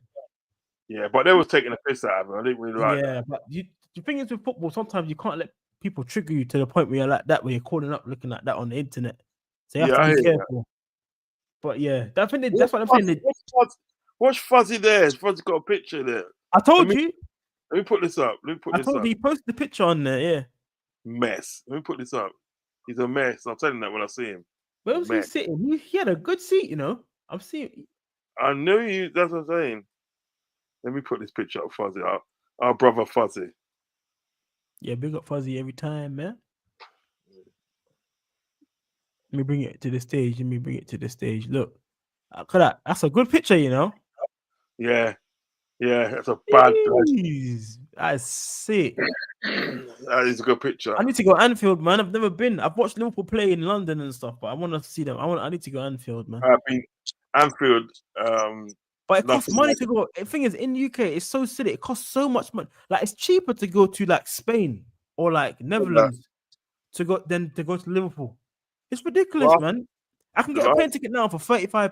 If I want to leave the country, just take it right now. £35, I can go to France or like Spain or something. Late night ticket or something cheap. Yeah, I'm going to Barcelona in 9 days. It's only cheap for the flight, but I'm trying to get a pre-season game, for to watch Barcelona as well while I'm over there. Yeah. How long are you going for? Just a week, really. I've been on holiday this year, but like I've been to Lanzarote and Tenerife, but I really want to go back to Barcelona, and experience it again. You go to the stadium tour. It's a flipping huge stadium. I've been there, took loads of pictures. Yeah, man, you have a good time in that stadium, man. Yeah. Go around. I went when I was younger, but you know what it's like when you're younger. You don't really like take the moments in and enjoy it that much. But yeah, this time I'm gonna enjoy it a lot more. When I mean that stadium, when I went to the top floor where the seats were, my goodness, my legs started shaking. I didn't know it was that high. I was like, oh, I started feeling weird. I was like, bro, this is high. I said, let me. It's high up in the sky. It's a bit like thing, though, you know. It's a bit like Anfield. Is it? Yeah, because Anfield they're built another part to it, innit? You know what I mean? So you're literally right up. Because when I went there last time, I went there to watch Liverpool versus Lille, Champions League night, and me and Fuzzy met up after. Me and Fuzzy and his missus met up after, and that right. And when I was in the stand and everything that right, and I was right up, and basically that you're looking right down, and it literally it looks like you're in a cauldron. You know what I mean? You know, like gladiator business. Yeah. That's what the boss stadium looks like. Right. It's ridiculous. Remember the day they built another bit to it, innit? They built another bit to it. And now it's like a 60,000 seater, innit? Anfield now is 60,000, yes. 60,000 seater. You know And what the I mean? pitches, they extended the pitch as well. Yeah. They extended the pitch as well. Because they're looking to thing as well, aren't they? They're looking to they're looking to sort of like extend it more, aren't they? Yeah, they're trying to do the Kenny Dalglish stand. They're buying all the road, all the houses up and building new houses by where the car park is at the back of Stanley Road at the park. And then they're trying to build a train station there, you know, to take all the tourists directly up there. Nice. That would be That's nice. be mad, isn't it? That'd be mad. That's even more money though. Bloody hell. Imagine a direct train to Anfield. Bloody hell. No, but the things about it in the day, right? Yeah. The things about they've got the money to do it, but then again as well, they will make a lot of money out of it. They'll make a lot of money out of it. Seriously. With extending it and the train station all the way, listen, man. That's making money. So it is. But it's if expensive for me. If they do that, what would the capacity be? 65,000 or 70,000? No, I'll probably go up to like 68, maybe. Something like that. I think they want. I read an article years ago. They wanted to make Anfield like a 70-something thousand seater stadium. I know that. Remember, it went to 54. Then it went to 54 to 60,000. Yeah. So I think they're gonna do. I don't know why. I thought in my head I thought it was 64,000 now for some reason. I don't know why. Let me check now. I think it's 60. I'm sure it's 65. 60. Yeah. Remember before people cussing Liverpool saying, "Why is you've only got 44,000 in your stadium?" I remember for a while. And the thing is, I think they're trying to make Arsenal Stadium, Anfield capacity. 60. I'm sure it's 65. Yeah, 61 actually, 61,276. That's all right. That's all right. More than Emirates. More than Emirates. I remember because Liverpool made it. I remember them saying that we had more than Emirates Stadium. I think what they're trying to do, they're trying to get the capacity up to match Man United. Yeah, like 75, 80,000, isn't it? Yeah. No, Man United 78,000. Their capacity is 78,000 or something. Yeah. And what Liverpool want to do, like in the years to come, they want to get their capacity up to their sort of like capacity. Do you understand what I'm saying? And so they should. Yeah. With what they're doing and being the most successful club in England, why not? 100%. Why not, man? Like that. I think the Hill Dickens Stadium. I think Everton's new stadium is 52,888. Yeah. And that down by the docks, isn't it? Yeah, down by the docks. Yeah, I thought it would have been bigger. To be honest, I thought it would have been like 60,000. But yeah, it's only I couldn't understand that. Why would you build a new stadium and then build it so small? Yeah, I thought it would be at least 60,000. But they're going from 39,572 to 52,888. So it's still a big jump, but it's like big. I thought it would have been at least 60, but maybe they can't make it. My dad and uncle are season ticket holders, and all they've done, because they went to a test game that they had recently, and all they've done is complain about the acoustics in there. It's meant to be terrible. Like yeah, I heard about that. Yeah, so people have to get used to it. They could have 100,000 and still be shit. Rods. That's true though, man. It's fucking shit, man. Rods don't play, you know. Etihad is 53,400. So yeah, Liverpool's probably got what the second biggest stadium in the league. I think Old Trafford said 74,000. No, yeah, that must be, yeah. Well, Old Trafford 78,000. But on internet it's saying 74, bro. Yeah, I'm sure it's 78,000. I'm sure it's 78,000. Yeah, well, on Wikipedia they need an extra 4,000 seats just for the rats. Yeah. Or to catch the rain, innit? Catch the rain. Wembley's 90,000. No, man, because if you look on Sky, if you look on Sky certain times, and obviously when Men United playing in that, right? And remember they have the capacity, don't they? They have the capacity. Yeah. They always say 78,000. They always say 78,000. Fair enough. Yeah. But like, yeah, because they've got they've lost some seats. Unless they've lost, remember they had the leakage in it. So unless they took some stuff off for the leakage, I don't know. Remember their stadium leaks a lot. So yeah. All the seats were moldy in it. Yeah. The Yeah, most right. embarrassing thing I've ever seen for United is when Liverpool played them and it was leaking and Liverpool fans were all singing Old Trafford falling down, Yeah. falling down. It was embarrassing for them.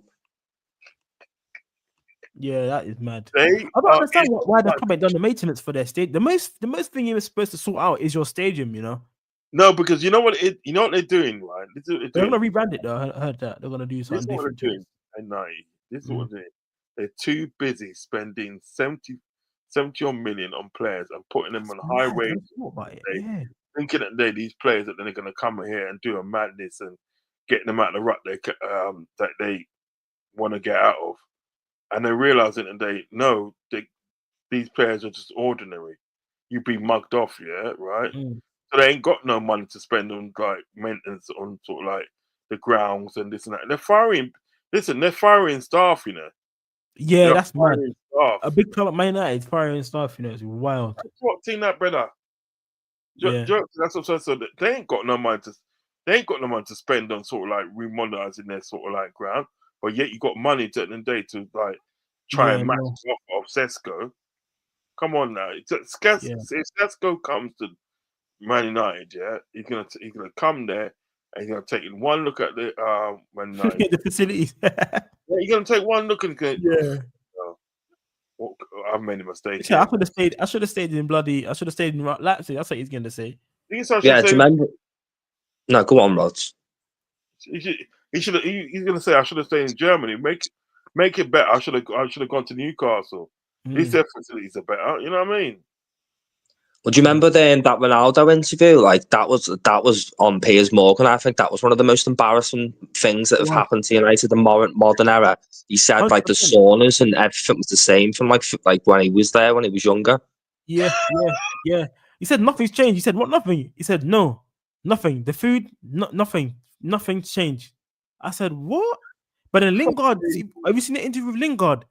When Lingard basically confirmed that he was like, yeah, he said at the time when the club was doing stuff, he went to the club and he said we need to do some more social media stuff.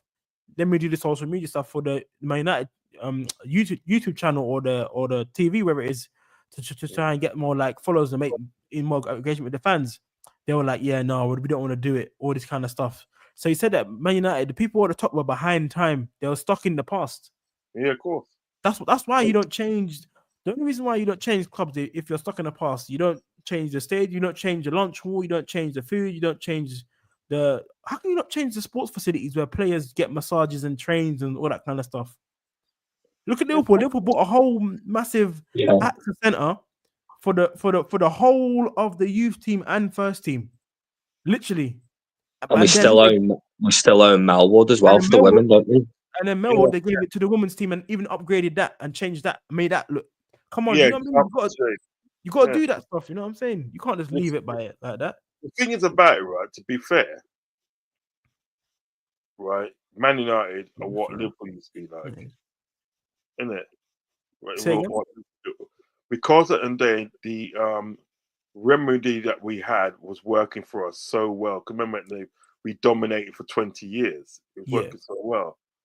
And then what it was at the day, times were changing, and they didn't know how to move with the times. Do you understand what I'm saying?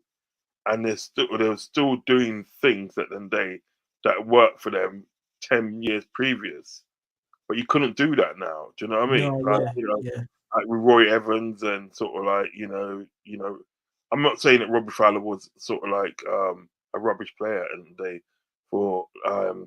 for Liverpool, but that's what they was doing 10 years ago, even 15 years ago, or 20 years prior, and they was promoting within. Do you know what I mean?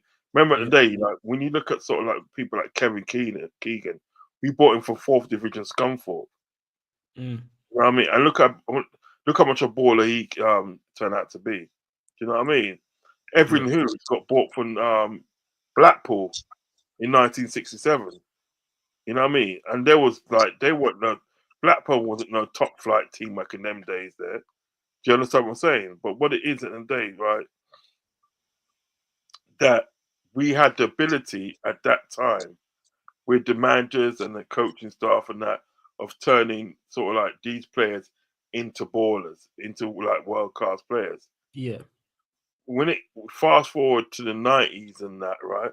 We didn't have those sort of guys around the club anymore. You know what I mean? Bob Plazy, he was gone. Ronnie Moran's probably on his last legs. And then you had people like Joe Fagan, he was gone. Do you know what I mean? It's just like we didn't have those sort of people around. But what it was, we were still acting like we did have those people around. We were still acting like this was the old Liverpool and think that, right? And we can do it.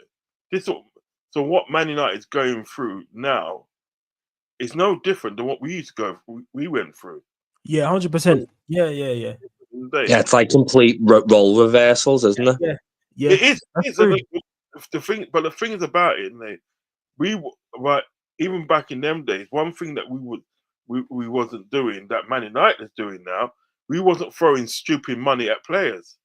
Like that amount of money, we wasn't doing that. Do you know what I mean? Because even when sort of like Roy Evans was there, right? Even when Roy Evans was at the club, right? Roy Evans brought in some good players, you know. It's just that he didn't have the coaching ability to get the best out of them. Do you know what I mean? But he brought in some he brought in some good players. Do you know what I'm saying? Yeah. He didn't spend a lot of money for it. He wasn't spending like 70 or 80 million, but he's just he's spending just about right. But what it is now with Man United, right? They're just chucking money at it and hoping it gets better. Hoping that they get back to the promised land again. But no. That's not how football works, man. Yeah.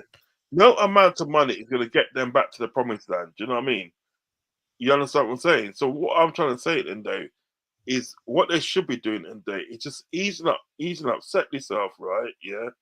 And don't go ham on these players and everything that, right? Just buy the players at the day that's going to get you further than what you did last season. You don't have to win anything, yeah, right? You don't have to win the FA Cup. You don't have to win the League Cup. You don't have to win Champions League. You don't have to win the Europa Cup or the Europa Conference League, right?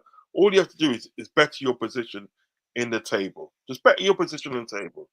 Put it this way. If they came 15th place last season, yeah? All right. If they get to sort of like to 8th place, finish 8th place next season, they finish 8th place, but they don't win anything. At least you can say it and they will look, and then we're climbing, we progressed. You know what I mean? We may not have won anything, but what we've done, we've improved our league position. You know what I mean? Now that is something to build on now. That's what Klopp did. That's what Klopp did when he came in. Klopp did exactly that. Every season he came in, he was building on the players. We didn't like overspend on players. They sort out targets, and but we had a budget. They went with that one, and then each year we started to progress steadily, and then Bob's your uncle. We won some leagues and Premier League, Champions League, and stuff like that. Yeah, that's what do you guys think Klopp would think of all this? You know, this transfer window, the way we're spending on so money. Do you reckon he'd be like looking at John Henry, thinking like, "What the hell? Like, where was my money?" You know what? That's a good question. You know, that's a good question. That very good question. Actually, I'd like to see everyone else on Liverpool fan base's opinions on this one. It's hard one to answer because I'm not too sure on yet whether Klopp had the reins to spend the money and didn't use it. That's where I'm coming from, because when they wanted to get Nunes, I don't think Michael Edwards was a big fan of Nunes, but Klopp and Pep Linders was. So they went all out for him, and that was their guy. They thought that he was going to be their go-to striker. And then there was times in the season where we needed some players, right?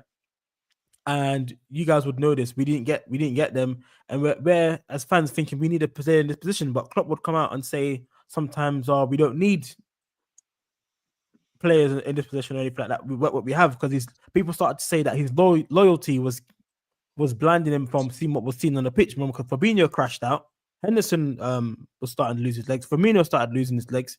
We needed some adjustments in the team. So for me, overall, I think there's answers to be sought after with if Klopp had the money and didn't spend it, because it looks like now there was money there. Yeah, but you see, the thing is about it, and I think that you know what they're saying it. the biggest trick the devil pulled was making it look like he didn't exist. Mm-hmm.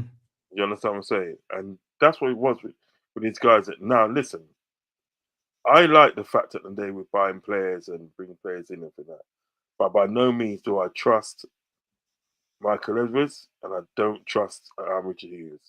Yeah. Mm-hmm. And least of all, I don't trust FSG. Yeah. Because I feel it and they, right, they're kind of like putting it out there that, see look, at the end of the day, it wasn't our problem. It was him. It was him that didn't Kind of want looks to. like that, yeah. You understand what I'm saying, right? Yeah. Mhm. I honestly think that because the fact is, in the day, right, the way that you're going ham for certain players at the day, like your Verts,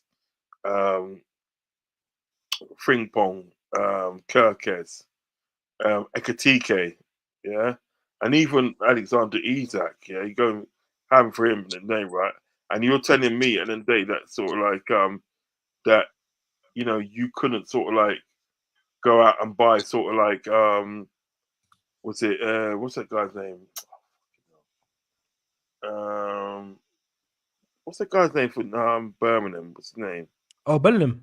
Yeah, Bellingham. Yeah. Bellingham. You could have gone out and buy him. Because remember the day, right? They sent Klopp to do the groundwork, and he took sort of like Trent with him and they to sort of like do the groundwork and all that, right? And then for them to turn around and said, "Nah, I think we're going to go in a different direction. We don't want to spend. We don't want to spend that type of money." That's what they said. They don't spend that. They want to spend that money, but then you just spent 116 million in a day on a player from Germany. Do you know what I mean? You spent over 116 million pounds. I Do you see understand? it. Yeah. So to me, at the end of the day, it doesn't match up. Yeah, how can sort of like even Tchouaméni at the end of the day, he wanted to sort of like he wanted Tchouaméni. Mm-hmm. That didn't happen. Yeah. There's And a point, Camavinga as well. We wanted, kind yeah, of, we wanted your players. We wanted yeah, Tchouaméni, we wanted Camavinga, we wanted Bellingham. We yeah, wanted all the players, man. yeah. He wasn't getting that backing at the end of the day, right? From the board. He wasn't getting that backing from the board. But then Mm-hmm. what it isn't they see, this is what people got to sort of like not get fooled in, right? Remember, Arnie Slot and that's their project. Yeah, that is their project and everything that, right? So in order for their project to succeed, they're gonna give him all the help that he needs, yeah, all the tools that he needs in the day for him to succeed, yeah. Mm-hmm. Because if Arnie succeeds, yeah, right, they look good. They look good, you know what I mean? Because everybody's thinking, well, yeah, you did make the right choice. Yeah. Because people are saying it now. People are saying it now. Goes, oh, about a month or two ago, I had something in the chat saying, "You see, look at that now. Arnie Stott's a winner, unlike Klopp. Yeah, Klopp's you not can't a say winner, that. and that and rare." Yeah, yeah. I had to say to a man that they go, bro, Klopp set the thing, you know. But he built us back where we Yeah, are today. without Klopp in the day, Yeah, right? Arnie Stott don't get to do what he's doing, you know. 100%. No, definitely not. Yeah. Right? Without Klopp and everything that, right? Yeah. Trust me when I say this, and I'm not being bad mind or anything like that. Without Klopp, right, Slot would have got sacked by Christmas. I'm telling you, he got sacked by Christmas. You know what I mean? Because he wouldn't have had the team at the end of the day to sort of like to play the style that he wanted and everything like that. Because remember Yeah. at the day, they never brought anybody in his first season. So literally, what he was doing, They he didn't was trust him. yeah, no, that's the thing. All they brought in is Chiesa, and Yeah. he didn't even pay Chiesa, so the miles not have bought him. You understand me? Mm-hmm. So he was literally playing at the day with Klopp's team. He was literally playing with Klopp's team. So when you think about it, all right, he had the expertise, he's technical and this and that. I ain't gonna take nothing away from Slot because he achieved it. You know what I mean? And big up to you, yeah, right. But it isn't a day, right? If he had like a mediocre, if he had a mediocre team, like a mediocre team, right, and Yeah. not be able to bring anybody in, you know, bro, he's not getting the best out of them. Just imagine that, Dave. You still have people. You still have people in the squad like Ricky Lambert and then man there. Ben No, Teke. allow it, please. I don't know what Moses was thinking with them stuff, man. He was on Just crap. imagine, because remember that day, right? Remember when Klopp come in and that, and he had Ben Teke, right? And like Ben Teke was like, Ben Teke wasn't he didn't play right, and like what it was, He couldn't play Klopp's football still. Klopp told him a specific way to play, how he wanted to play, and he just didn't do it. Yeah. Yeah. The Klopp was after the game. I think we lost. I think that game. I think we lost. After the game and everything, that we went to Ben Teke and like, "What are you doing?" I said to you, "Do this and do that," and I think that you can see him like talking to him, saying like, "Why didn't you do what I said for you to do?" And for that, you know what Ben Teke did? Shrugged his shoulders, just walked off. Raw, to man like Klopp. Yeah, he shrugged his shoulders. Klopp. That's rude. Hey, you know something? He never played for Liverpool again. Of course not. He never It played was for the same. It was the same with Saka. Remember he played that joke with Klopp and Alcatraz in the prison. He done something to Klopp, and even before the drug test come out about Saka, Klopp dropped him. Never played him again. Yeah. He was very, and do you know what? And I think that right. Do you know what? I have to rate Klopp at the end of the day, right? He sacrificed his team, for that, to make a sort of like to make a message to say like, nah, man, you ain't coming around there and clowning me and clowning the team, and this is a serious team, man. What's wrong with you? Do you know That's what I why mean? people like Milner in the team, Henderson for me, and those two there were crucial for us to get back, because the mentality they had, they might not have been the best players in the world, but they set the pace for how the club should be and the ethos. And I think Slot's walked into a team now where the ethos of the club everyone's very professional and they respect each other, and that's how we move forward. I think Klopp built that in at Liverpool. It's like this, right? You got a job and everything now. You got this job, and it's steady and it's paying you and everything that, right? You can take care of. You can just about take care of yourself and your family, but they're nice, yeah. And then there's another job at the end of the day, right? That's paying you much more money, and you can do much more things at the day, right? Yeah. So you go for that job, but you're unsuccessful. Ain't gonna think so. Listen, I might just stick with what I've got then, innit? And that's what it was with Klopp. You had these players like Milner, Henderson, and so forth. Yeah, right. He tried to get other players to come in, and he wasn't backed. He said, "Well, you know what? And I might as well just stick with what I've got, because these players at the day, right? Yeah, have like served me well. You see what you saw. This is why I think it was FSG, right? When Gini Ronaldo at the day was playing for the team, That was annoying one. That hurt most. All right, when he asked for a pay rise and everything that, you realise that the day, rather than give him a pay rise, they let him go on a free. Yeah. You know what I mean? Yeah, that was stupid. We never recovered from that, Roger, you know? No. Yeah, we're just about recovering now, because we've got like Ryan Gravenberch, which does pretty much the same thing, yeah? Right? But what I'm trying to say is that the day, right? It's this. Don't make no mistake, yeah? Klopp was not happy about that. He was not happy about that, yeah? No, he wasn't. No. Another one, Sadio Mane as well, right? Yeah? When he wanted the pay rise, yeah, right? What happened? He just he ended up on a transfer list in a day, right? And next minute he's going to Bayern for 35 million. Yeah. We lost one of the best left wingers in the world. Oh man, I miss Mane, bro. Right. So basically, you got to think about it. Number one, at the day, right? He was like constantly being told no, and then day he can't get these players. Constantly losing his best players in the day, right? You know, which he's cultivated them into something good, right? Yeah. So after a while, you're gonna get pissed off, saying, "Nah, sack this man. It's too much stress." Yeah. That's why he's stressed out. That's why he's stressed. Right. The mere fact at the end of the day that FSG is like, so like decide to open their wallet now, that's like buy this and buy that, right? You understand me, right? The mere fact of doing that, right, to me at the end of the day, right, makes it even worse because it makes me see it. And well, you had that money all along, though, didn't you? Yeah. It's like you go out with your brethren and I think that you got a brethren, and you're always buying them drinks, and I think that right. Waste, You know what I mean? innit? Yeah. Yeah. Yeah. You're always buying drinks. You're always buying drinks, right?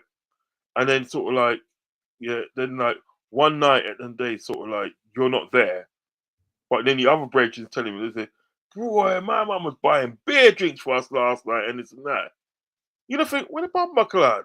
Yeah, what's going on here? You don't think, well, how comes he ain't got no money when I go out with him? Do you understand what I'm getting at? And that's what it's like. Yeah. So That's what I was saying to you when Sonny asked that question. I was like, we need to see if Klopp was not spending the money or getting the money or not. But there are times where it looked like FSG was saying, "No, we're not giving you the money," and there are times where it looked like maybe Klopp had the money and wouldn't spend it. So we're never gonna truly know fully. But I do feel like they didn't back him at certain situations where we needed players and we didn't back him, especially when the ones where people like Ronaldo, man. That was stupid. This guy was a legend for us, Ronaldo, man. He did some great things for us, and then to treat him like that was disgusting. I think FSG, in my opinion. I don't understand why we didn't replace Matip as well. Like Matip was like a linchpin in that team, and we still haven't replaced him. Even to this day, yeah, it's crazy. I look at that now. Look at that. That was a brilliant piece of business. What Klopp done? He got him from Schalke on a free. For free, bro. For free. On a free, bro. Yeah. You know what I mean? And he obviously when he was fit and everything that he was doing bits. But he's a 60-70 million pound defender. Him. Yeah, Why is going for like something stupid 80? What could Matip really go for? Do you know what I mean? It's ridiculous, man. That guy was a baller, Matip, man. Missing bro. Yeah, but the things what hurt Matip in the day was his injury record. He was very injury prone. And the things about but you see what it is, what I like, and then they is what Scott's done now with the training. He's sort of like it's not so intense. The training's not so intense. That's what the players probably enjoy more, Yeah, that's why you got players at the day. Less injuries as well. Last one longer. That's but they're always saying that with yeah. Get new magic thing he does new things. But what I'm trying to say when certain people start going on about like Klopp's not a winner and that, they need to remember at the days Klopp that set the thing, Klopp set everything. Klopp set everything in without Klopp, we wouldn't be here today because it was his idea about the active training facilities. He told FSG, "Listen, I want all of the players on the one training facility, So he said, make my office so I can see all of the pictures where I can watch from my office the players." You know what I'm saying? So he had a vision. Yeah. He had a vision. He had a vision, and I wish at the end of the day they backed him. Yeah.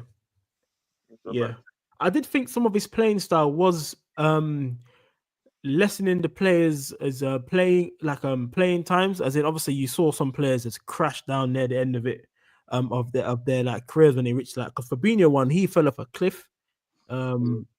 Firmino started slowing down at the end as well. There's a few, obviously, you had the Hendersons, Mullers, because those guys were putting a shift every game, all the time. That's why Matip got injured a lot as well, probably. That was the only thing about that style, like that gegenpressing team. It was brilliant. It was similar with Dortmund as well. They fell off a cliff towards the end as well. Yeah, I think the playing style that needed some tweaks on it, where give the players a little bit of a break, and it doesn't help with the Premier League how many games you play, and then there's no Christmas break or anything like that. You're playing week in, week out, Champions Leagues, Carabao Cup, FA Cup. When it gets to like January, December, you're playing like 2 or 3 games a week sometimes. So it gets hectic around those periods. I said to me mates when we were watching the game, it was like obviously we've seen bits of it last season, but it was like we were watching the Dutch national team or the Barcelona team at times in that game, like the way we were passing the ball around. It's I haven't seen Liverpool play like this since we had like Alonso and Gerrard in the team in midfield and dictating. It's very similar to how City. City. That's how City bully teams by dominating the midfield. I think we have that now. With the players we've got now. I do think we're missing one crucial thing, though, and I think we're missing a destroyer, man. I think we're missing a destroyer in the midfield. Stella. I think he could be Stella, one. you know. No, but I do think, no, trust me, I think we're missing like a Bruno Gomes. If we had that, oh, you don't understand, we'd be untouchable. I'm telling you, we're missing that. I think what people, I saw Enzo's calling show. I think someone mentioned it in his calling show. Enzo was saying maybe that's something we're looking to get next year. As we just might, next year we might just buy one signing and it might just be DM. Because I don't think they're going to go all in. You know what it is? I can understand that. Do you know what I mean? Yeah. It's like, but I honestly feel that Slot likes Szoboszlai in it. the style of DM that Slot likes is the style of DM that Gravenberch is playing, like the ball carrying six. You know what I mean? Yeah. He's not too much into destroyer. But I don't think Szoboszlai. I don't think Grav even plays the DM this year. It looks like Slot is going to put Szoboszlai there and then play Grav as their 8. Yeah, but even with Sobo, if you look at Szoboszlai, he's still going to be that ball carrying 6. He's still going to be passing. To be honest with you, you saw him do it today. To be honest with you, yeah, I was on Enzo's show today for the first time. It made me I jumped on the call-in show for the first time. I was watching. I was going to drop on as well, but I didn't drop on. But I watched it. Yeah. Yeah, so that's what I'm trying to say. To me, at the end of the day, sort of like when you look at something like when you look at him in the night, right? If you kind of like look at sort of like where that Gravenberch plays, that's the type of DM that Arne Slot likes. And trust me, and they sort of like Szoboszlai is going to be playing the same. He literally played the same today. You know what I mean? He was carrying that ball from midfield, going back defending, and all that kind of stuff, making his passes. Yeah, it was some good football, man. He played very well. Do you know what I mean? But the only thing, with that style, that sort of like that you play, that style of 6 that you play, it takes a lot out of you. It does. That's why you need someone to like. Yeah. Maybe you got Endo that will come on like 70th minute, play 20 minutes. Yeah, that would be good if you can do that, because I think what it is, you cannot consistently do that for 90 minutes. No, he'll get injured. See what happened with Gravenberch. When Gravenberch done that consistently for 90 minutes, you saw in certain games that he just didn't have no energy. The PSG game as well. Sorry to cut you off. Remember the PSG game? They looked like they were tired legs. I was thinking, what the hell is going on? Like at home, we was getting run down. Like I was thinking, why does PSG look so much fresher than us? Like what's going on? Yeah. So that cost a little bit there as well. Even Newcastle, even the Newcastle game. If you look at the Newcastle game, there's them Newcastle guys, just literally running through us. Yeah, just running through us like we wasn't there. Do you know what I mean? They literally dominated because of the days, like the style that sort of like that Slot likes as a DM. Yeah, yes, it looks good. Yeah, but it takes a hell of a lot out of you. So what you're gonna have to do if you want to play that style now, right? Yeah. And if you notice that day when he's bringing on Endo for the last 15 minutes or 20 minutes of the game, and everything to close the game now, you notice how fresh these players were in the next game. Yeah, you know what I mean, you understand what I'm saying? So what you're gonna have to, if you want to continue playing that style, right, you're gonna have to bring on Endo the last 20 minutes of the game, give them a rest. Do you know what I mean? Yeah. Do you understand what I'm saying? Because they cannot constantly do that for 90 minutes every game. They'll just burn out. Because the Cup had Fabinho doing that, right? Fabinho doing that, but Fabinho was doing more of a DM. You know what I mean? Yeah. And look how he burnt out. Look how Henderson burnt out when he had to constantly cover for Trent. What's it call it? For Trent. Yeah. And look what happened to him. He had no legs after a while. Just no legs. I'm gonna say this about Endo. Yeah, Klopp masterstroke. Remember when we bought Endo first? Everyone was like, "Why are they buying this guy? He's 29, 30. How old he is? Why are they buying him for?" Yeah, but I honestly said as well. I said, "No, man, give him a chance." I remember I said, "Yeah." I was one of that. Yeah, allow him. I wasn't on YouTube at the time. I remember everyone was cussing it. I was like, let's at least see what he can do. Do you know what I mean? And I remember. Yeah, at the moment it was Japan versus Germany or Spain game. Yeah. I remember watching that game, and I remember seeing that he plays with a gum shield, and I thought, yeah, he's definitely the player we need. Yeah. yeah. Bro, he's a serious guy, man. Like, he plays 110% miles per hour all the time, man. That's why he plays Endo 100% all the time. But when I first saw his first game, obviously he had to get used to the Premier League. So when he was getting bullied before, everyone was like, "Nah, man, he ain't it, man." But in my head, I'm thinking, yeah, but let him get used to the game because English football is quick and it's very quick. Even I watched the interview on Adeomo Akinfenwa's channel. I don't know if you guys know him. Yeah, the big man. Check out his podcast. He's got a good podcast. He had Michael Antonio there. And Michael Antonio is from the same side of London where I'm from. Yeah. And he said when he went to the Premier League, he said, bruv, I didn't know how quick the ball moves and players moves. He said there was a ping pong like boop, boop, boop, boop. He said you had to think before you got the ball, you had to know where it was going. You couldn't touch the ball. I told you. He said you took one touch. He said they'll be onto you straight away. You need to have it ready. You need to be 3 or 4 steps ahead already before you even get the ball where you're passing it. Yeah. Then on top of that, he said the players you think are slow, they're not actually slow. Because on TV it looks different. He said these guys are quick. So the level of the Premier League is different. So when the players coming out, you always have to give them time, man, because this is proper elite level, top of the football. So you have to be big careful. guy, you know, that big guy that what you name it? Akinfenwa, Yeah, they used to call him the Beast, didn't it? Yeah. He's a Liverpool sport, you know. I know. Yeah, he's a Liverpool sport. He said he bought them for John. He's a mad Liverpool sport. Did you see when he got that message? Remember they qualified from League One to Championship, and he got the message from Klopp. Yeah. See how gassed he was? He was gassed, didn't he? He just couldn't believe it, bro. He's a man. Liverpool anytime he can get, all the time. Yeah, he's a man. All the time when I see him, I like him though because he's like, you could tell he's a vibes man, isn't he? He's a vibes man. He's like a person that comes and just vibes at the place and he's got some good stories to tell. He's got some good stories to tell about how football is.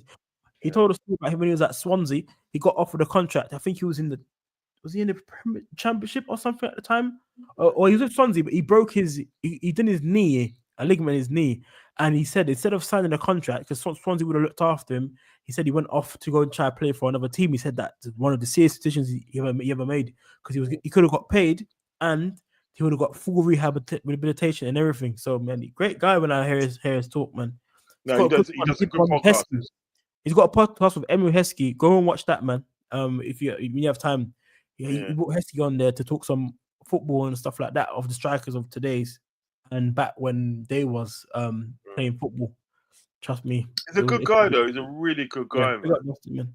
He is, Yeah, confirm why he's a legend. Yeah, he's a good guy. I'd like to get on my channel one day, actually. Hopefully one day I can talk some football stuff, man.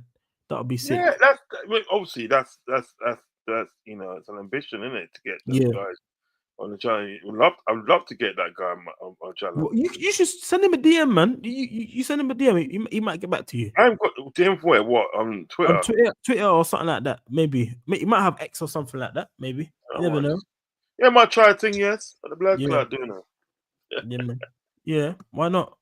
Why not, man? I'm just gonna read the thing on the screen. I forgot. Aunt Dico told me to put it up on the screen. Sasha, this is the guy here, Sasha Toveri. He's just basically repinned his tweet on the 1st of August about the Newcastle deal, basically saying that it's basically happening, basically, isn't it? So it's loaded. So everyone's been posting stuff about it on here. So yeah, I reckon. This is what everyone's doing. LFC look, breaking. Las Vegas now accept 90 million deal for we kind of knowing what's going on. So they've basically accepted the deal then. Basic news has come out that he's accepted the deal, so that's what's basically going to be happening, man. So, we're halfway there, fellas. We're nearly there. Pretty much. So we should see him in the next day or two, right? At Newcastle going for medical. Yeah. I think as soon as they agree, he has to go off there. He has to go. He has to go, man. Yeah, he could be in the morning. He could be traveling now, you know. Yeah, it might overnight sitting in a hotel somewhere, in it, and just chilling. Probably getting them thing there. Newcastle. Hey, you know when those footballers live big, you know. You see when Ekatike came up, came over. Yeah. Private jet, and he's like, Liverpool did that for him. They got him the private jet, man. They got. I think most clubs do this when they're trying to get a transfer over the line. They will get the players a private jet. If you're a big signing, anyway, because I've heard some signings where I've heard players have to take a taxi to this place. But there's some funny transfer like last minute stories, you know. Guess the number 7 bus. Yeah. That's the like Paul Benjani getting driven to the airport. Yeah. Remember Onumwinge, the West Brom striker. Peter Onumwinge. That one was wild. Man was waiting outside the club, didn't even get signed for the club and everything. But because the thing is about he pulled a fast one, bro. Yeah. Don't worry with him. He pulled a fast one. He went to the club, right? Yeah. He went. Imagine that day. You're gonna go to the club for medical, and nothing's been agreed. Yeah, I know. Nothing's been agreed. You know, you're trying to go to the club. So what are you doing? I come for medical. Nothing's been agreed though. Bro, there's even stories from Peter Crouch. Everyone's got some effed up stories about transfers, man. One day I want to do a reaction of them talking about it. Mess. That'll be a good thing to do because there's some funny transfer stories out there, man, of people not like the Fekir one. I need like a background video on that one because that one was wild. Man was in the top. Do you remember that video got sent round when it was like the thumbnail of the YouTube video that he was in the kit and everything? It was like, it was just not, I don't understand. Yeah. It was meant to have a bad knee injury, wasn't he? That they caused. Yeah. But it's a weird one because, you know, at the time we could have definitely dealt with a Fekir. We needed a number. He would have been a baller for us as well. He was balling out. If we had a Fekir at that time, that would have been a game changer. But you see, what I what I get to understand is that Leon was trying to pull a fast one. He was trying to pull a fast one. And was it Leon or the agent? Well, he's part of Leon, isn't it? He's part of Leon, but club, yeah. And I think they heard that he had knee problems, and then obviously they caught it at the examination. Yeah, but the figures about it, then what it was, from what I can understand, they knew about the knee problem. Yeah, they did. Yeah? They knew about the knee problem. And it wasn't a problem. And the problem was at the day that Leon kept on asking for more money. It's either Leon or someone in his team was someone in his team. More money. It must have been his agent because he fired his agent after. I think his agent was trying to say to him, "Listen, we need some give us some more, maybe signing on fee or something." And Liverpool, I think they agreed a deal and they went back on it and said, "No, we want more." The agent said, that's what it was. I didn't think Fekir even knew about it. I don't think Fekir even knew about it. Exactly. That's why he fired him after. Right. That's why they fired him, the agent after. So that I feel sorry for him. Right, because when that deal didn't go through and everything got cracked and everything right. One of the first things that Fekir did is sacked his agent. Yeah, straight away. And then remember he went to Real Betis, didn't he? He went to Real Betis. Yeah. I don't know where he is now. You know what I mean? But, I don't know where he is now. But he had a good time at Real Betis from what I know about it. He played well in Spain. But do you remember a guy called Samal Sabrosa? You remember him? Yeah, the one played Benfica. Yeah. One of my favourite players, Rod. I wish Liverpool signed him. Yeah, man. He used to bite us up in the Champions League, boy. That's all I remember. Do you know what? And then that was pretty much the same kind of thing. Yeah. That with Fekir, because I remember at the day, but Samal was actually in England. Mm-hmm. He actually flew over from Portugal. He was actually in England, and he was gonna do the medical. And Benfica kept on asking for more money. I think what it was, we asked for more money once, and Liverpool said, "All right, then, we'll give you 12.75 million then." Yeah. But then they started to when Samal got there now, they started to ask for more money again. Yeah. And so Liverpool said, "Nah, man, go back to Portugal. You must go back to Portugal." Yeah. Not feeling it. Do you know what I mean? But we probably should have bit the bullet. Yeah, bit the bullet. Say, right then, you know what? We'll give you an extra million then. We needed him back then as well. Yeah, we give you extra $1.5 million. Yeah. Which will probably come up to about 14 million. Yeah. Yeah. 14. We give you extra $1.5 million, and that's it. That is it. We're not going to give you any more than that. Do you know what I mean? Yeah. Yeah. And then try and get the deal done. But it didn't happen. The rest is history. Because I think he ended up at Chelsea at some point in his career, though. I think No, he didn't Chelsea go to Chelsea, did he? Didn't they not sign him at one point? No, when they they were signed the other signing- one, innit? That's on the other What? one. They signed It was at Atletico for a bit. Atletico. They signed the other one, and they signed Quaresma. They said Quaresma. It might have been him because I know Chelsea signed a Portuguese, but it might have been Charisma then. Yeah, so they signed Quaresma, and they also signed Alexander Pato. Remember him? Yes. Brazilian used to play for AC Milan. They signed him as well. You know what I mean? Both of those players was at Chelsea for long. Chelsea was just signing everybody. You know what it is? Chelsea just got stupid after a while because just signing any and anybody. Do you know what I Oh mean? no, yeah, he did go at Atletico. Sorry, he was at Sporting. Then he went to Barcelona. Yeah, 99, 2001. From Yeah. Barcelona, he went to Benfica, and he stayed at Benfica to 2001, 2007. Then after that, he went to Atletico to 2007, 2010. Yeah. And then after that, his career went downhill. He went to Basistas. We tried to get him We tried to get him at Benfica, and we tried to get him when he was at Atletico, and then we ended up getting Maxi Rodriguez, if you remember. Yeah. But Maxi, you'll think about it. He paid about 2 or 3 million for Maxi Rodriguez, and he wasn't a bad player, you know. No, for the price we paid, he wasn't that. Yeah, bad. he was a good player.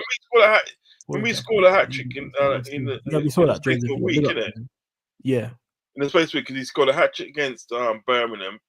Then, I think we played next week. We played Fulham, and he scored another hat trick. Do you know what I mean? Yeah, he was good. He was a good player. Then we got him when he was old.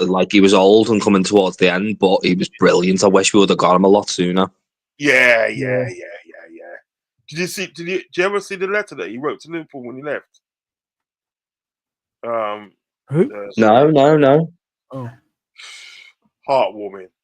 For the little time that he spent at Liverpool, bro, I read the letter and everything that right, and the amount of respect at the end of the day that he showed to Liverpool was just amazing. He said that this is a brilliant club.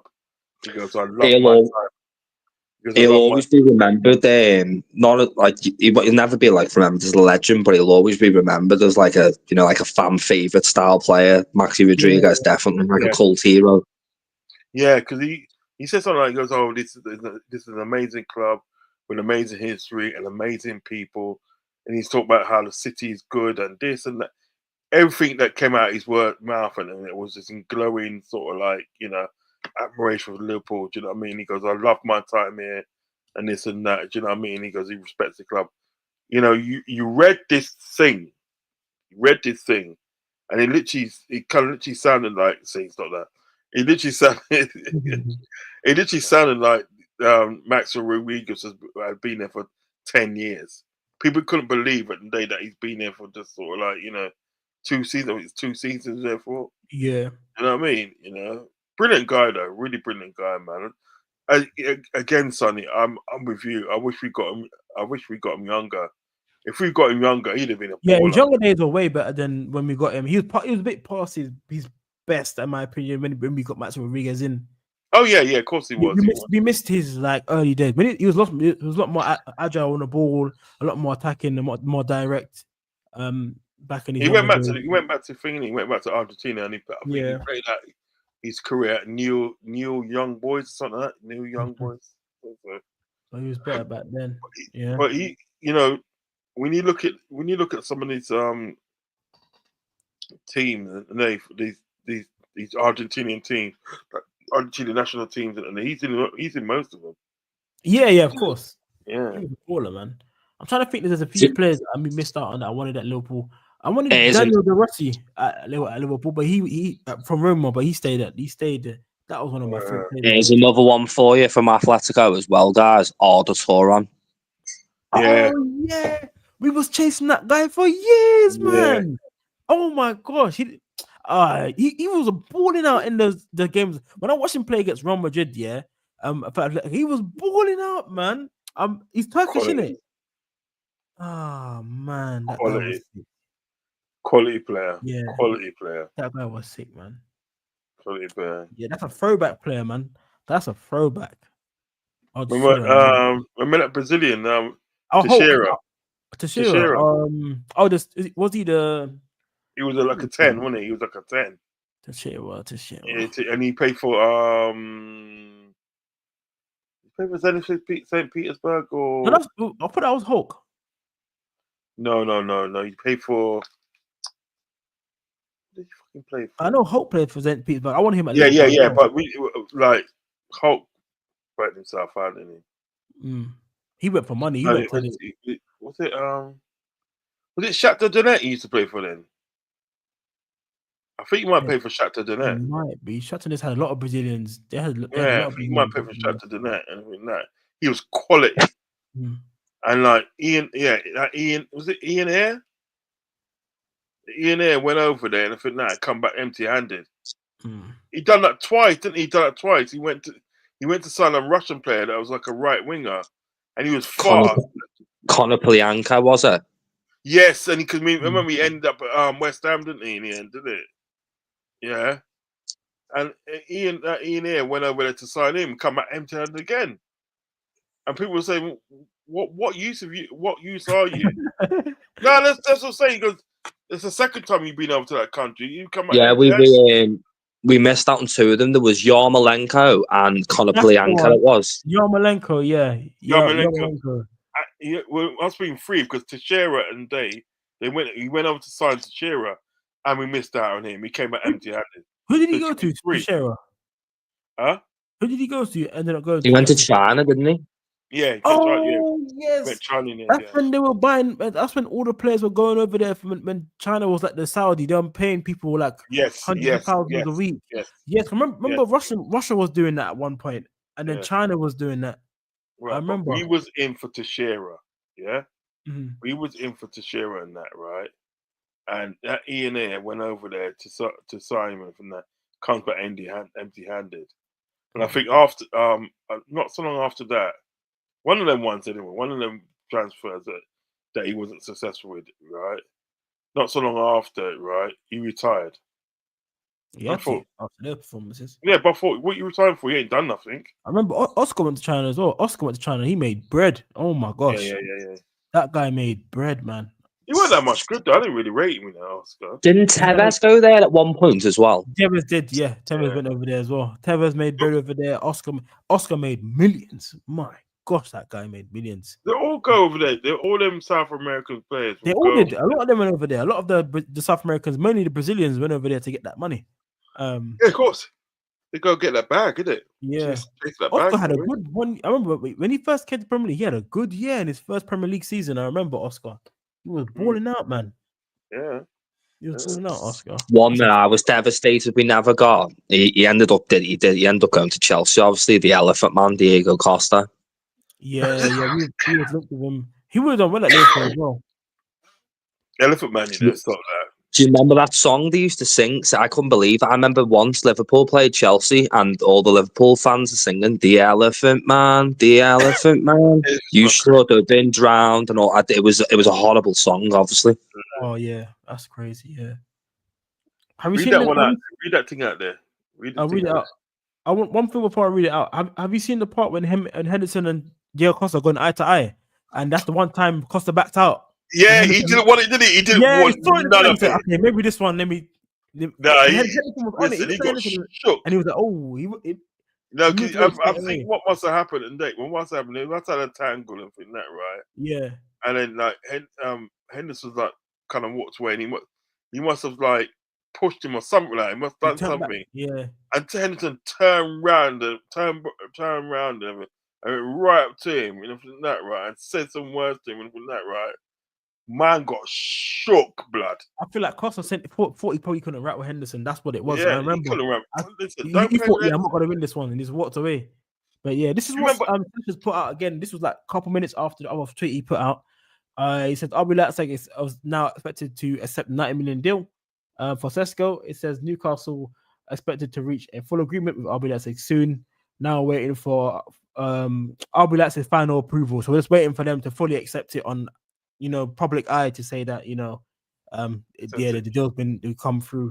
As revealed, it was midnight Sesko decision to join. 2nd of August, he made his decision to join the Magpies. But it's the 5th today, man. Hurry up, man. Get over there in Newcastle and sort out the thing, man.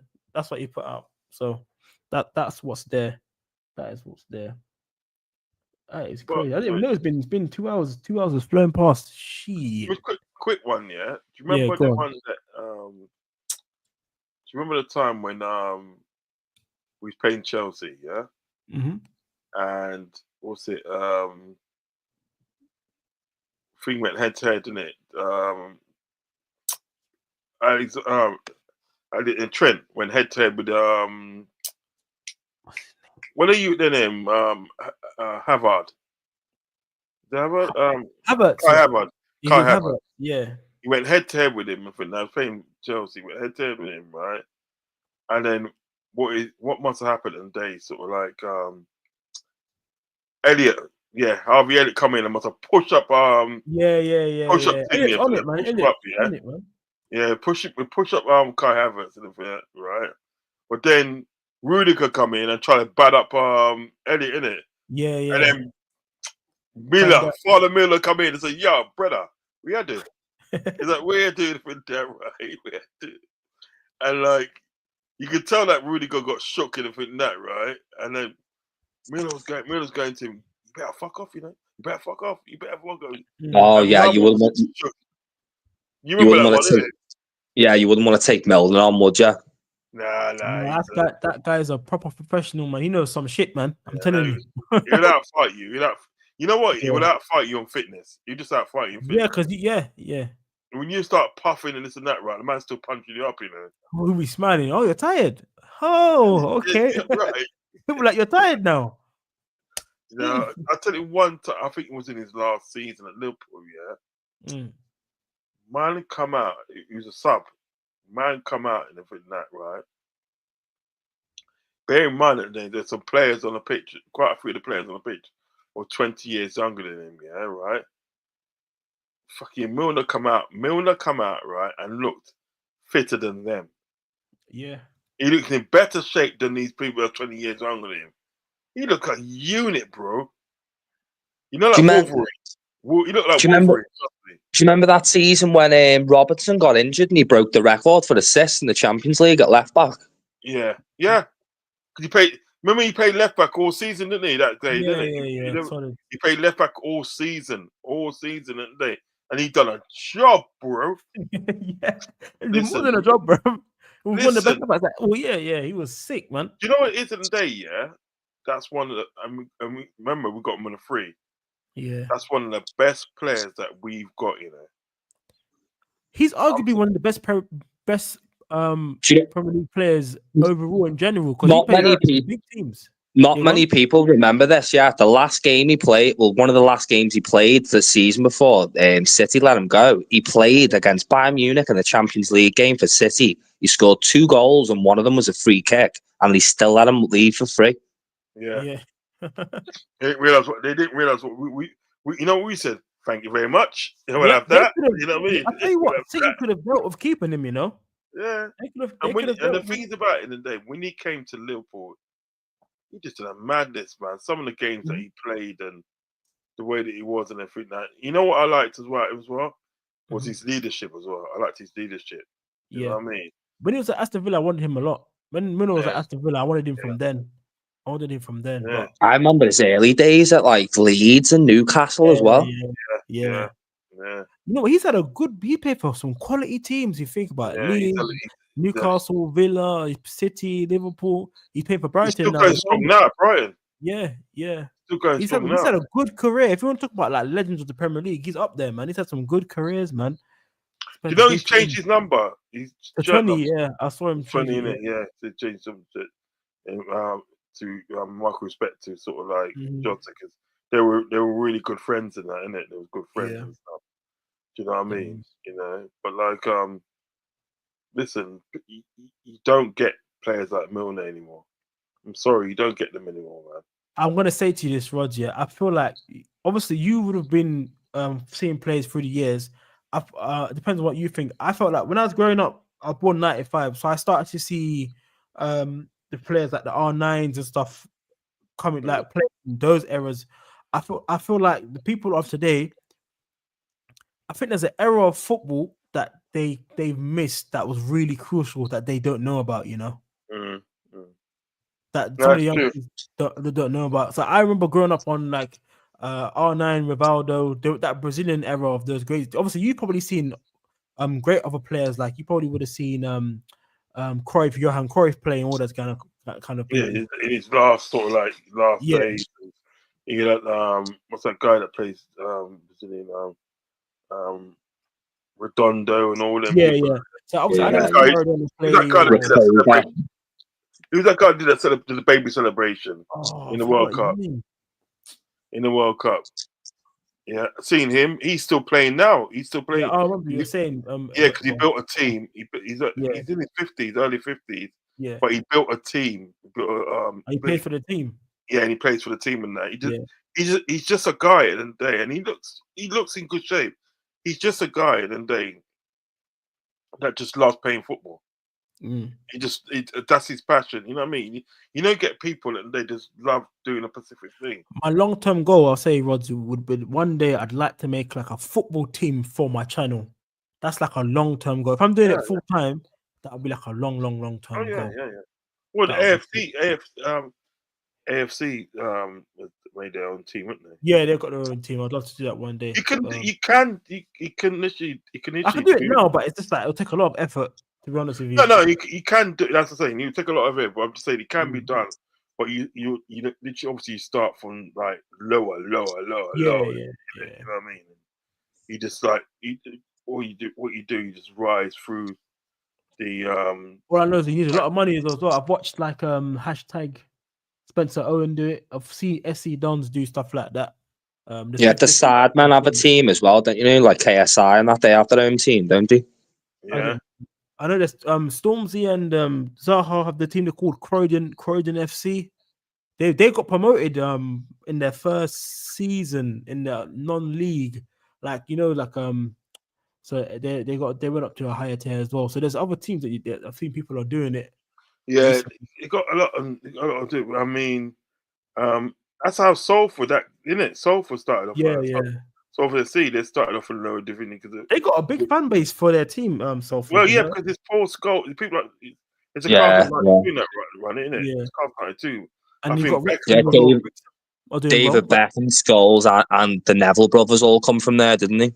And Giggs, Giggs from there as well. Is he Giggs part of that group as well? Yeah, I think Giggs part as well. I think Giggs has got some investment as well. But to be fair, and Dave, you know what I mean, they've got some good local young talent in that team. They did. We bought one. We bought all right from them. Yeah, that's what I'm saying. Do you know what I mean? And and they're League Two? Are they League Two or something? They are League Two now, I think. I'll double check. Yeah, League Two. So they've come from non-league into the leagues. Do you know what I mean? Yeah. And they have got some some couple of good players in them. As I say, it's not a bad stadium as well.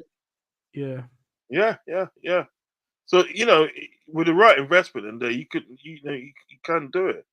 It's like look at Wrexham, that guy, what's his name? Ryan Reynolds, and the other guy, they got a Disney Plus deal. They got a Disney deal, bro. Yeah. Wrexham.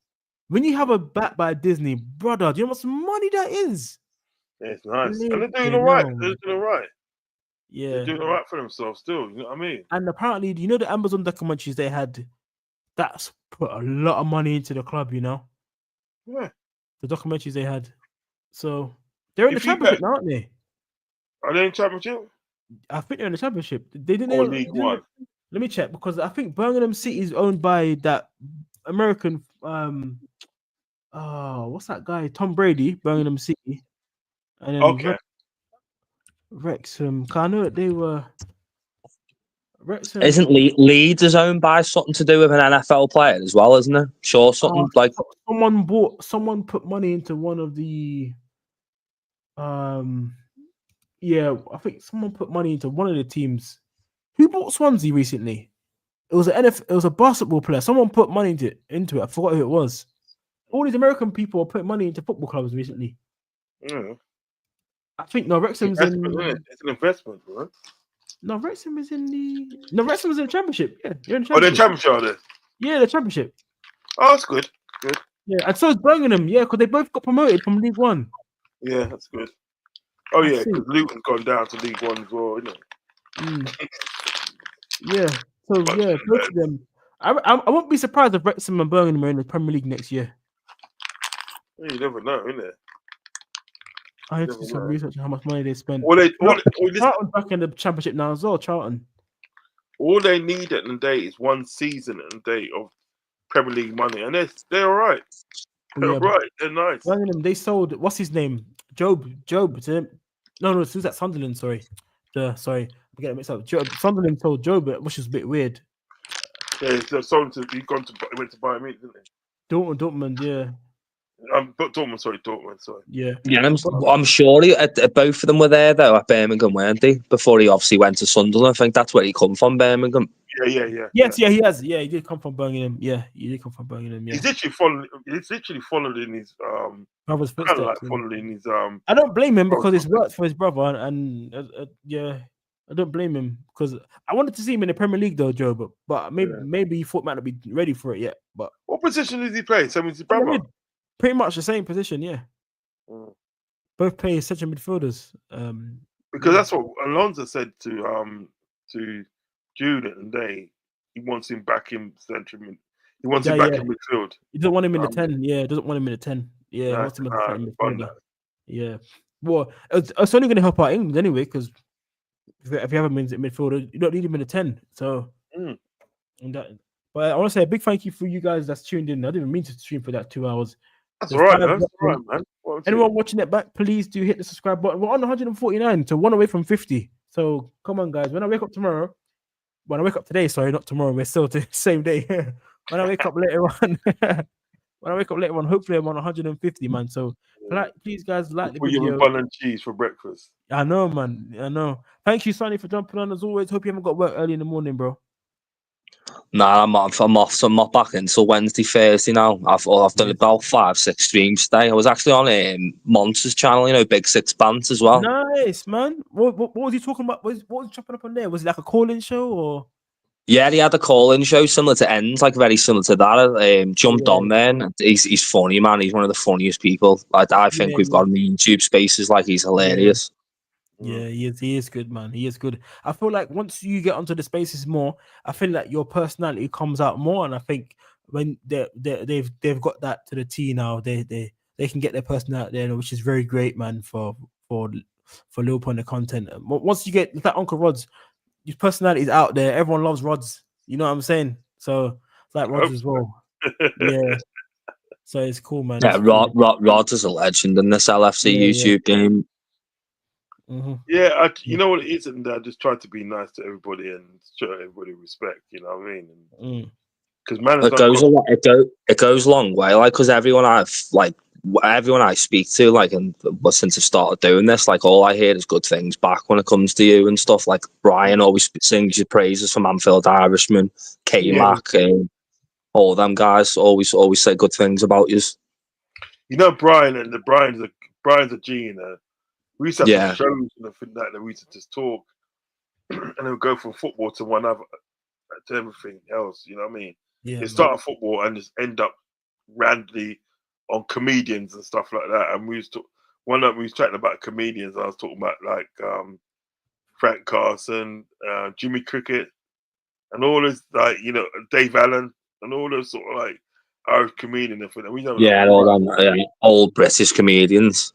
Yeah, we was having a really, really good chat about that and stuff. And Brian at the day, he's got this like, I always said in there, I think he's a black man in disguise because he's got this like, no, seriously, he's got this like, he's like this calm, laid back voice, isn't he? You know what I mean? Yeah, dead chilled, yeah. Yeah, even when he's angry, he still sounds dead chilled. Do you know what I mean? He's just like, seriously? You know what I mean? But he's a lovely guy. I got a lot of time for him. There's another guy that I do stuff with. I haven't done stuff with him for a long time. A guy called Kieran. If you watch back some of my old streams, you'll see him on there. Kieran, he's another G as well. He's another G. He's funny. I must try and give him a call and find out how he is because I haven't spoken to him for a while, Do you know what I mean? Yeah, why not, man? No, I'm gonna give him a call to see how he is because I've spoken to him. But I used to have, used to alternate between like Kieran and Brian and that Kieran and Brian. And one time I got to have them on my show both together, and it was a great show. It really was a great show. So yeah, Brian's a lovely guy. Brian's a great guy. I got a lot He of is, time. man. He is. I always welcome me on the channel, and sometimes he used to jump on my streams when I do the early ones. He'll say, "Yeah, I Yeah. just woke up when I just thought I'd jump on." Yeah, so big up Brian all the time, man. Big up Brian, man. Can't say enough. I might do a stream. I might do a stream at 3 o'clock, like a reaction to sort of like yeah. Obviously the 2 games yesterday. I'll probably do a call in. You know what I mean? And stuff. So when we do that, I might do a quick bloody what's it called? I might do a quick freaking thumbnail. Do a quick thumbnail. Yeah, I'll do that before. Yeah. Yeah. Or I might just leave it to when I get up in the morning. Do you know what I mean? No, man. That's calm, man. And then me and Foot React's gonna just walk through it. And then I might do another show in the evening. What to show you? Yeah, I'm gonna come home and do one at 10. I know there's gonna be something that's gonna come out tomorrow. So if any of you guys are free, you want to talk some football with me at 10 o'clock tomorrow, then feel free to. I'll set it up and send a link again. I'll be on, brother. I'm free tomorrow. I'm not in work or anything, so I'll jump on, man. Cool, man. Listen, you got Carmelo Pillar. If you're new, yeah, he's good. Do hit the subscribe button. I'm 1 away from 150, so please do that. That'll be amazing. Great. Big up yourself, Camilla Pillar. We're getting there, innit? We're getting there. Yeah. I hit a little mini milestone today as well. Like when I started, I only had a couple, but finally hit over 50 today. I've got like 53 or 4. Let's go. Come on, bro. Get in there like that. And the thing is, you're on 50. You ain't even put your face on camera yet, or like done your stuff, live streams yet. You're doing well, man. You're doing well, man. You're doing good, man. Yeah, that's good, man. I can't wait to see your stuff. That is really good. Like that's what I'm trying to say. So, like, you know, when you hit 200 subscribers, do a short little video. Yeah. Do a short little video, say, you know, thanks to everybody for support and blah blah blah. 100%. I will do that, definitely.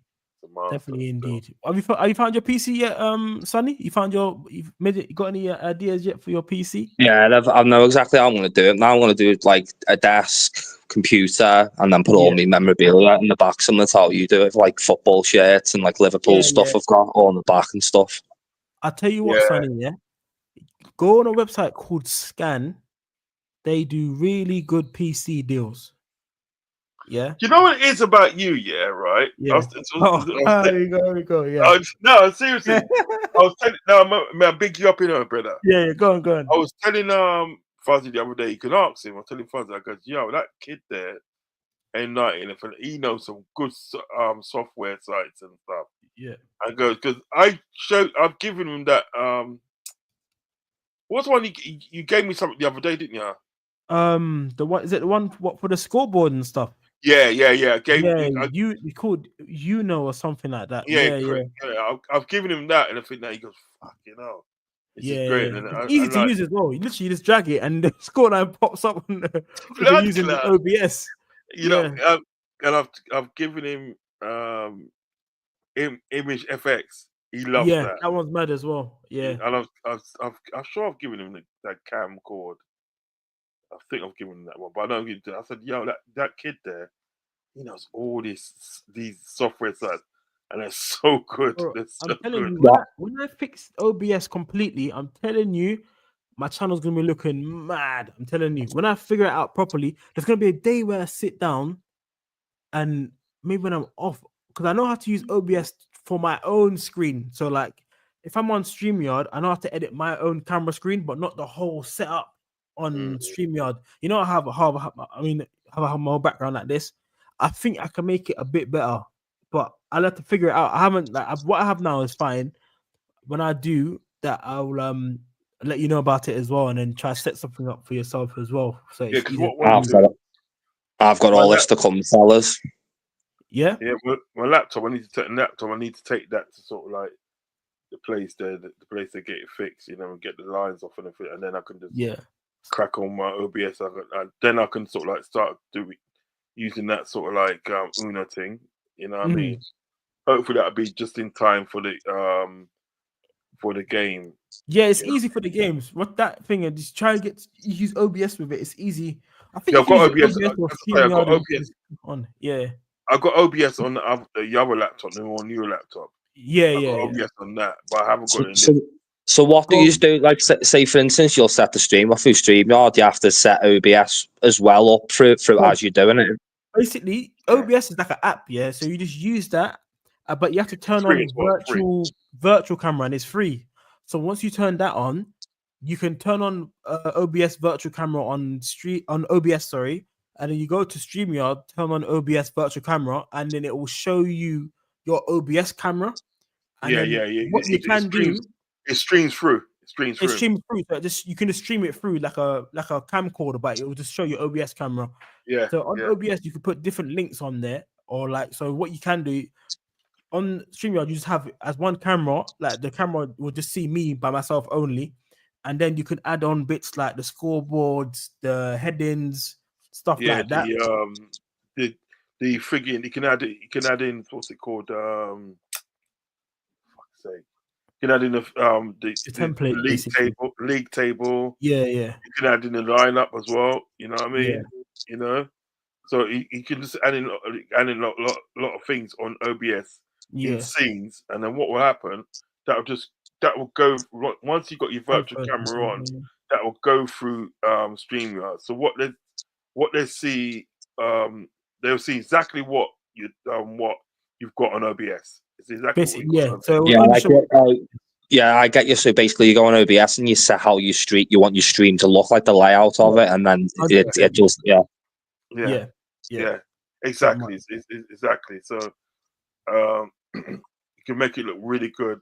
But obviously with that software that he's got, the Una one he showed us, it's got like the obviously the scoreboard, the timer, and you can even put in sort of like who scored the goal in it. You can put you can put in the who scored the goals, team sheets, everything, stuff like that. I had it throughout. If you want to have a look at it, let's look at my watch along, and you will see it, all the highlights. You will see the layout of how it is on there.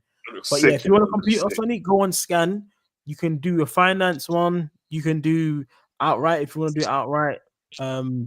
Stuff like that. Wait, Scan? Scan, but it's expensive. It's not cheap. It's like 1,200. SCAN. SCAN. Scan PCs, but get a gaming PC. That's what you can do.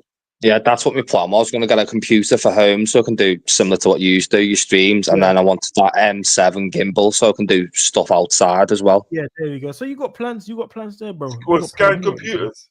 Yeah, Scan computers, yeah. But at the moment, I would get a AMD Ryzen 5 700F processor, and then your graphics card, you get the 570. And then obviously it comes with the CPU cooler and all that kind of stuff. They do laptops as well.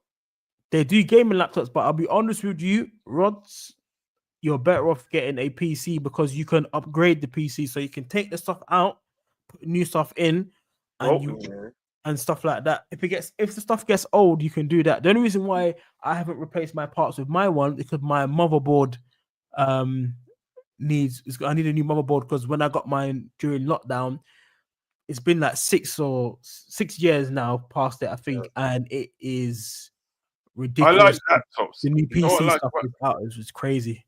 Do you know what I like about laptops? Because you can carry it around, carry it anywhere, and this and that. But sometimes be in the comfort of your home, you know what I mean? Like the PC. No, but I know what you're saying, but like with this sort of like job that we're doing, because it will be a job soon. One thing we're doing. If we go on location and day, right, and we want to load up something on, load up some stuff at the day and chop it up, obviously, and then upload it out and everything. Like, you need a laptop for that because you can. No, you can do it on your phone, bro. There's apps on your phone. You can get CapCut on your phone. If you want to record it from your hotel room of your app, you just record the video, cut it up, then you upload it to YouTube. When I was at work today, I did my Canva at work, my thumbnail. I did it at work. I was going to say, that's literally how I started my channel through CapCut. You know what it is? You know, it is. And I know what you're saying, but I prefer to do it on laptop. No, if you prefer to do it, it's comfortability for you. You can do that. But yeah, Laptop- the only thing is laptop laptops is hard to upgrade. Laptops are hard to upgrade. Yeah, That's man. the only thing I would say. But The yeah, only thing I do, what I tend to do with laptops and everything, that right? So when I go to LG, I just get another one, innit? Just get like no, this yeah, one. you could do that. That's like me. I'm getting a new PC soon, so you know what I mean. This one, this laptop here I'm on is like a 2015 one. In order for me to get sort of like OBS and see what I'm saying. and Keynote and them things that on Yeah. here, because I can't get Keynote on here and I can't get OBS on here.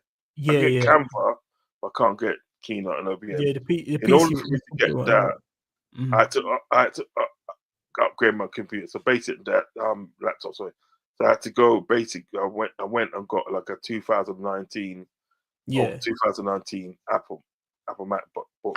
yeah, that would be able to work it. Yeah, laptop. yeah. So I got one of them, and then I was able to get like obviously OBS, Keynote, and them thing. You understand me? Yeah. The only reason I'm not using it now is because like I need to take it to get the lines out because it's got lines in there and all that. Yeah. You know what I mean? But yeah, man, it's all good. Yeah. So that's not bad. I just like a desktop PC because I just feel like I don't understand what you mean. You can take it away with you and stuff. I get that. That's one of the benefits of having a laptop. But I just feel like I have both. I just have both. You could have both. Yeah, that's true. It depends how far I go in this. I could have invest in both, but right now I'll probably invest in another PC at some point. That's why I thought of getting that gimbal, because obviously you can attach a tablet to that gimbal with lights and a microphone. It can basically do everything that like similar to a laptop. Yeah. You know what? You know, sort of like what my this guy, when I was in Germany, right? I was living in accommodation. This guy, the guy next door to me, he used to he had a computer, and what he did, and they connected the computer up to the up to a TV, up to Yeah, you TV. can do that still. Yeah, you can do Yeah, that. and like, so basically he had like a 50-inch TV or something like that, and he's just like anything that he was doing, and they just movies. That's what I could do that now at home. I could plug it out and then get the HDMI, plug it into my TV if I wanted to, stuff like that. Yeah, you can do that. Yeah. Can you do that? Can you do that from a laptop? Of course you can. Yeah. Right. Screen share, isn't it? Yeah, of course you can. And then what you can do is just get a mouse, a Bluetooth mouse, if you want to sit down. Wait, but the only thing is that you can't you can't type. That's the only thing. Because if you're sitting down from a distance, but you can just connect it if you want to connect it, and then just play what you're playing on there, and then sit back. Yeah, man. So if you want to play FIFA and all that, you can just connect it there. And yeah. Because that's what I'm saying. When I play my FIFA and from that, I was playing it on there. But that's why I said I'm gonna get a gaming PC, because you need a good gaming laptop or a gaming PC to stream games. But the gaming PCs that are out now, you can play up to 2K graphics in them and stuff like that, and there's very good technology that's come out recently, the last couple of years. Mine's like an old gaming computer, so this one I can still stream games, but sometimes it might be a bit of a lag. With the new ones, I think it might be a lot smoother, and I won't have anything running around back because I want to do it properly. Do you know what I mean? But yeah, it's all work in progress. One step at a time. One step at a time. I will get there because my PC does still work at the moment. So it's not like being on head. I'm using it now to. You know what I like? When I was in Germany, I was doing this road called Munsterstrasse. Yeah, and that coming towards the top of the road, they had like a big supermarket. Because in Germany, they've got bare supermarkets. Anybody tell you bare supermarkets everywhere. But like the bare supermarket, my own supermarket we used to go to, I can't remember what the name of it is, but it's big. But when you walk into the supermarket, and in front of you had the electrical part was right in front of you. Then further on was the clothes, and to the left was the food, and so on, so on, so on. But I remember I saw this TV, and it was something like 80 inches, 80-inch TV. You understand? It's massive, and it costs something like 800 euros. Yeah, That's mad. That's €800. cheap. I also didn't know, boy. I should have bought that TV. No, seriously, I should have bought that TV. That's what I've got on me now. It was massive. Seriously, it was literally massive. It looked like a freaking cinema thing. You know what I mean? It was massive, yeah. And something like €800. So, and that would have probably been about what 720 or something like that. Do you know what I mean? Yeah. Some shit like that. But I've only got a I know where 43-inch TV now, Listen, but I know where the place is. I know how to get to there. And one day I'm gonna rock up there and buy the blood clot thing and come back to England. yeah. No laugh. Yeah. I think once I get like my proper place, I'll get the massive TV looking like a cinema. I've just got an 80-inch Sony one that I think that cost me about $1,000. Is it QLED? Is it what is it? Like Sony, you know, so it's all compatible with the PlayStation and stuff. It's like yeah. But yeah, once I get my new PC, I'll do a setup thing, and I will do a video to say what are the components and all that kind of stuff, to say what people are having a look at. I think that'll be a good video for people to watch. But if anyone is just for any advice of people starting out there, if you're first starting out there, just use what you have. If you've got a laptop or phone, you don't need to buy anything like amazing or anything when you're first starting off. Use what you have. What I'm doing is only for guilty pleasure. What I'm doing is just I'm buying it for other stuff. Like I want to play games, I want to stream games, other stuff, and because I'm working full time as well. So I have I'm able to buy it because I work full time. I'm not saying I'm rich or anything, because I'm not. I'm far from it.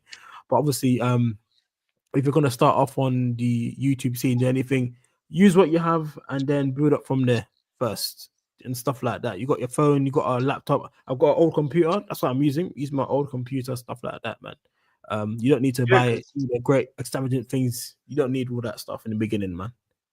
No, the thing is about it, like obviously with myself and that, it's like I wanna obviously that next room and everything, I'm gonna use that thing there for sort of like, you know, for a studio. So it's like a mini studio and that. You know what I'm saying? And then, you know, but the first thing I've done in the day, I've cleared out. I put all the shit to the side in the day, right? That I want to obviously clear out. You know what I mean? Get me all shit side I want to clear out, and then sort of like just doing it bit by bit. You understand what I'm saying? Just doing it bit by bit. Put some carpet in there. Put some carpet in there. Yeah, and what I want to do is actually get soundproofed. You know what I mean? I'll put the little rubber things on the side, the little soft foam. Just like get the walls soundproof. So if I play music, black rubber stuff. That like black rubber stuff that you get, it kind of looks like what holds like you when you go to Mackey's, your cups, like that type of stuff. Yeah, Mackey's.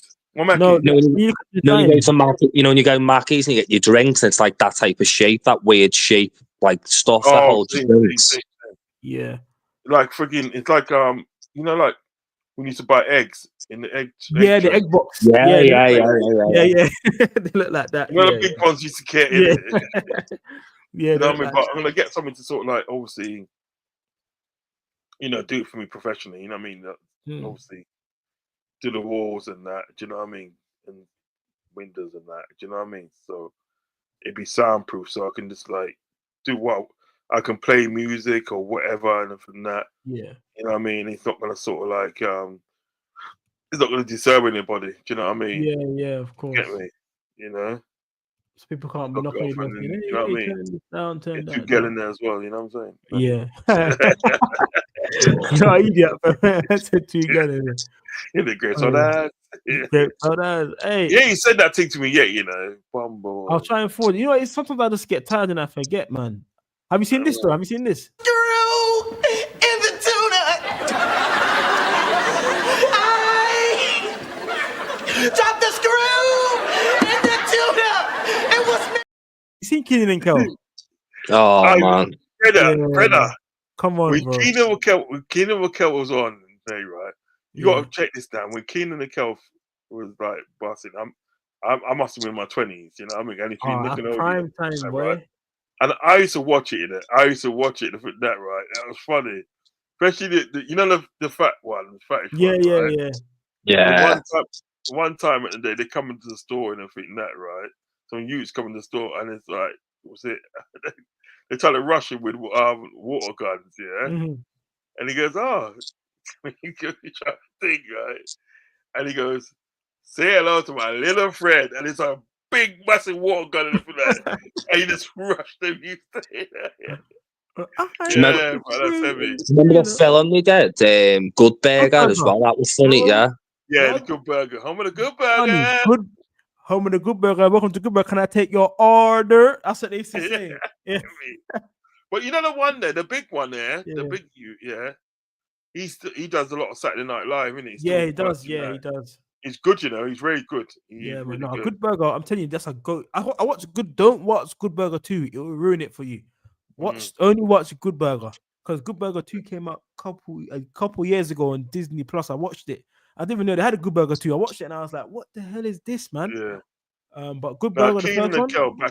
Keenan and Kel back in the day and everything that they made Nickelodeon. They Of made course. Yeah, I remember the song with Coolio. It was brilliant. Yeah. Yeah, that song was sick. Orange soda. Yeah, I do. Yeah. That was heavy, man. That was heavy. Nickelodeon was that this way. Everybody used to watch Nickelodeon just for that, you know. Yeah, now it's dry. Like after then, those shows weren't on it no more. It just went downhill, man. Yeah, it was that stuff. was one of my favorite shows I used to watch. Yeah, but there's a lot of stuff. There's a lot of stuff that happened behind the scenes in Nickelodeon, and Oh yeah, I heard some crazy stuff. Yeah. I heard some wild stuff. Man. We won't get onto it, but we won't get onto it. The documentary, and I will say to people, watch the documentary, and you know what I mean. Obviously, we're not going to talk about it still, but I will say that, and watch the documentary because you know you do find out a lot of things. You know what I mean? And they made a documentary about the Disney Channel as well. They did. There's quite a few of them. Do you know what they made? Do you know they actually made? Yeah, they actually did one right about sort of like I'm sure it was a Disney Channel, and they were saying that they inadvertently, well, not inadvertently, but like a lot of people didn't really catch it. You know what I mean? Yeah. But there was a lot of sexual innuendos. On the jokes? Oh, not on the program. Yeah, because when you watch it, you watch it back now. Some of them, because it's even Disney programs you watch now. If you watch it back, you go as an older person, you go, oh, it goes over your head because they put jokes in there for adults as well. So obviously, because the adults take the kids to watch it, they put them jokes in there for them, but you don't notice it as a kid. If you're an adult, you notice it. They put it this way: that it wasn't just like the innuendos. Or people say is what people done as well. They had one where like it was kind of like a man jizzed in a woman's face, in a girl's face. It was kind of like that. Yeah. You see that? Yeah, you see that. Yeah. It was kind of like that. I know exactly the documentary you're going on about. I've watched it recently. You know. Oh, really? I need to watch the documentary out there. Very interesting. Where is it on? What channel is it on? I think it was on. I think it's Netflix, isn't it? Yeah, Netflix had it because Netflix had it and for that. But I see advertised on YouTube. Yeah, I need to. There's a lot of stuff. Yeah, there's a lot of stuff that was actually done. Yeah, but it went at that time, as you said, it went over people's heads. Yeah. You know what I mean? So to speak. But when they look back in it, it was like, yo, that's shaky. I've seen stuff with Looney Tunes as well. You know, Looney Tunes, Tom and Jerry, all the old schools. There's some old stuff on there when you watch it as well. When they have but you see, on there as well. Another thing, what a lot of people don't understand, a lot of these nursery rhymes, or nursery like eeny, meeny, miny, mo, and all them sort of things there, right? A lot of them derive from sort of like racial songs. Yeah. Oh, I didn't even know that. Songs. But what they've done, they changed it. That obviously changed it along the way and everything that. So it's not the original thing. Because I saw something on Facebook a good few years ago, and it had like the original words for it, original verses for it. Oh, that's crazy. You know that going on, and even like oh god, Hansel and Gretel, things like Hansel and Gretel, Mm-hmm. the Pied Piper. The Oh Pied no, the Piper. Pied Piper one. I know about. I know about the Yeah, Pied you know Piper about the Pied one. Piper one. That was Yeah, a bit dodgy still. I know. yeah, I that know was a bit about that dodgy. one. Yeah, that's very Yeah. that's proper dodgy. But Yeah, you know Yeah. something, yeah, right? You know something. It's not as dodgy as people think because the moral of that one, the Pied Piper. Remember, they mugged him off Yeah, they because did. he done something to help them, right? And it was going on like, "No, man, we ain't gonna pay you." So he said, "If you don't pay me, I'm gonna do this." Yeah, Yeah, yeah. and he done it, and I think that right. But when you check it, right? It sounds sinister, but it's not. The moral of the story is that they don't cheat anybody. If you say you're gonna do something, Yeah, if but you say that's you're gonna that pay story. somebody, Yeah, if you think about it that way, yeah, that's the book. yeah, That's if you what say the you're book gonna pay says. Yeah, somebody, yeah, do you understand what I'm saying? But it is kind of like sinister. It's sort of yeah, like sinister, sort of like, you know what I mean? Hansel and Gretel and all those sort of things there. And if you check the background of it, it's kind of like, yo, that's a bit shaky. That's a bit, yeah, do yeah, yeah. you understand what I'm saying?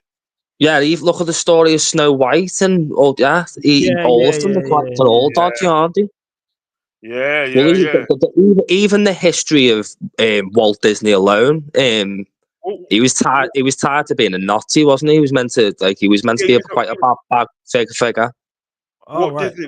Walt Disney was a racist. He's a well-known racist. Walt Is that what they Disney. said? Is that what they said? No, he was a well-known Yeah, racist. he was part of the not the SS, but he was like friends with Hitler and everything, supposedly. Oh, Yeah. I didn't know that. You know what it was? You know what it was, big man?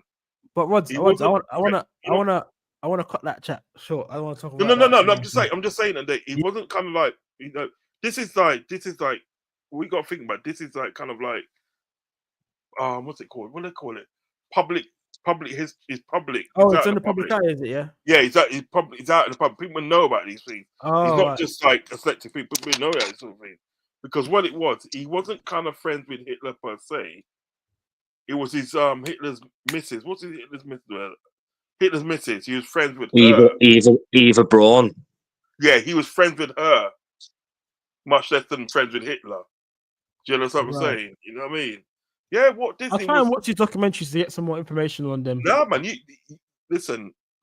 In my spare time, I watch a lot of these documentaries. Yeah. You know what I mean? And they're really interesting because you really Okay. I'll learn check it out on Netflix. about the world. Check it out. What I'll definitely check it out. But, try and watch one about the royal family as well. okay, yeah. All right then. Edward and Mr. Simpson. You know Edward. Edward Simpson. Edward was a prince when he was a prince. You know what I mean? And Yeah. he wanted to marry Mrs. Simpson, right? Okay. And she was like a divorcee, and the only way he can marry her was to get he had to give up his title. He had to give up his title as a prince. Yeah, someone they did that now in the royal family, didn't Yeah, they? watch But that one. That I need was to watch all really, that stuff. Yeah, I'll have to find time to watch documentaries on those ones there. yeah. If I get them, if I come across them, Yeah, let me know the names. The names of I them. will send you the link because I tell you what, man. I tell you what, bro. It's really, really interesting. You sit down, you think, wow, are they going on? It's really interesting. Have you watched the series Chernobyl, Rod, by any chance? Not yet. Oh no, yes I have. Yes I have. I've seen the film. I've seen the film that the aftermath when there's one where the aftermath when the people actually went to court. People went to court and the man defended them, innit? Yeah, they're all English people. It's a HBO series. It's like 6 episodes long. It's amazing. Oh, okay. Hey, yo, I'm behind time. I don't know what's out there to watch. I'm behind time. The Chernobyl one is good because this one, the one I watched, it talks about obviously the after effects when these people get arrested and then these people get arrested and they go for the appeal and everything. And she shows what happened. A man defends them and this and that. Yeah, there's a lot in it. I don't want to sort of tell you too much about it because it might spoil it. Spoil it for you when you want to watch. That's fine. You know what I mean? Yeah, that's but fine. No, that's fine, it's man. very good. Okay, I'll look into that, man. There's a couple. documentaries can be interesting to watch sometimes as well. You see me now. What I like documentaries, and I like biographies as well. Yeah. I love biographies and when I love a good podcast, me like a Joe Rogan podcast. Yeah, he streams. He podcasts like. Well, I've basically done one today, almost 3 hours. Bloody hell! He does one for like 4 or 6 hours. Joe Rogan sometimes. he's very good. He's supposed to be one. He's supposed to be one of the top podcasters. That's what we talk about football on this podcast, but then we change into bloody Disney documentaries. Sometimes, yeah. You see, that's it doesn't have to be all football all the time, but mainly football. But sometimes you can go into different stuff, you know. Oh yeah, I watched a podcast. Yeah, I watched a podcast. I need to check this one out as well. Yeah, I watched a podcast on Michael Barrymore. Check that one out as well. Okay. That one. I'll look into that. Yeah, Michael Barrymore one is good. It's good. Mm-hmm. The information what they put out there is very good. Wow. See, this is why I want to kind of like, if I did another channel, it has to be a podcast based channel, because there's much more things that I would love to talk about other than the football. Do you know what I mean? You know. Yeah, I always think that as well. Yeah, because me and Fuzzy at the day, sort of like we sometimes at the day when he's at work, and if he's always calling me when he's on nights, and we chat about everything. You know what I mean? About everything in that. So we'd love to get a podcast where I can just like sit down, just reason about the world. Do you know what I mean? 100%. That's a good idea, to be honest with you. You understand me? You know what I mean? But there's some very interesting podcasts out there, documentaries and biographies as well. Do you know what I mean? I watched a biography on James Coburn, Elizabeth Taylor, Joan Collins, Mickey Rooney, Alan Ladd. Do you know what I mean? Enough of them like old Hollywood actors and everything like that, because like Alan Ladd, he committed suicide in the early 60s and that, but he talks about his life and this and that and blah blah blah. And a lot of them are good. Watch one on Samuel Davis Jr., Sidney Poitier. Listen, there's just so much out there. You know what I mean? So many good biographies and good documentaries out there that really gives you the wealth of information. You know what I mean? You look at things that you can't look at things objectively. You know what I mean? Objectively, you know what I mean? I watched a documentary on Liverpool from the beginning, from them like when there's sort of like, you know, from 1892 when it was formed and stuff, and the trial and tribulations that they went through, and the good times and the bad times and that. I've watched all them stuff there. Well, fair. You know what I mean? You know. Fair. I'm more watch action movies and like comedies and stuff like that. I used to watch documentaries when I was younger, but sometimes I haven't got the time to watch it as much anymore. Well, so I just watch that. I just stick to the action movies and comedies, or like stand-up comedy shows I watch as well on Netflix. You know, Netflix specials. Sometimes they have that. Like I watched the Dave Chappelle one. I watched the Chris Rock one. Good. Yeah, and then I watched Mo Gilligan's one as well. When that one comes out, and then Cat Williams is one of my favorites, to be honest with you. Stand-up comedy. Cat Williams I watch a lot. You know one person I like, and like I've kind of warmed to him, is Kevin Hart. I think he's funny, you know. Yeah, Kevin Hart. I've watched most of his specials as well. And we see that one where he's on that guy's talk show, and the Australian guy comes out with all these creatures and all that. I haven't seen that one. You know, he comes out with all these creatures, and he comes out with this like he comes out with this scorpion and different that. Mm-hmm. Yo, Kevin Hart chips, you know, he chips. I don't blame him. I don't blame him. I would do the same thing. I wouldn't be running around. Man. That is crazy. That is Kevin crazy. That's crazy. Man. Yeah, well, almost streamed for 3 hours basically today. So thank you, Sonny. Thank you, Rods. At the end of the video, these guys were telling me about some documentaries and some stuff to watch, biographies that's out there. And the stuff there about other programs. But yeah, back on to about football, just to let you know, hopefully we get the Sesko Here We Go tomorrow, and the Isak the big comes in tomorrow, man. Listen, if we get a Here We Go tomorrow for Isak, yeah, You know what you got to do, ain't there? What, go live? You got to speak to your boss and say, boss, I feel sick. Yeah, right. And lose out on money. I like football, but when I lose out on my money. I said I lose up on money, dog. No, man. So you're not coming home to do a stream? No, I'll come home after and stream it probably when I finish work. Yeah, well, that comes too late, isn't it? No, I'll be right. I'll just get, because sometimes people want to see my reaction, innit? People want to see my big head. Bro. I'm just trying to corrupt you still, you know. I know, trying to corrupt me, you know, and then me get fired. Boy.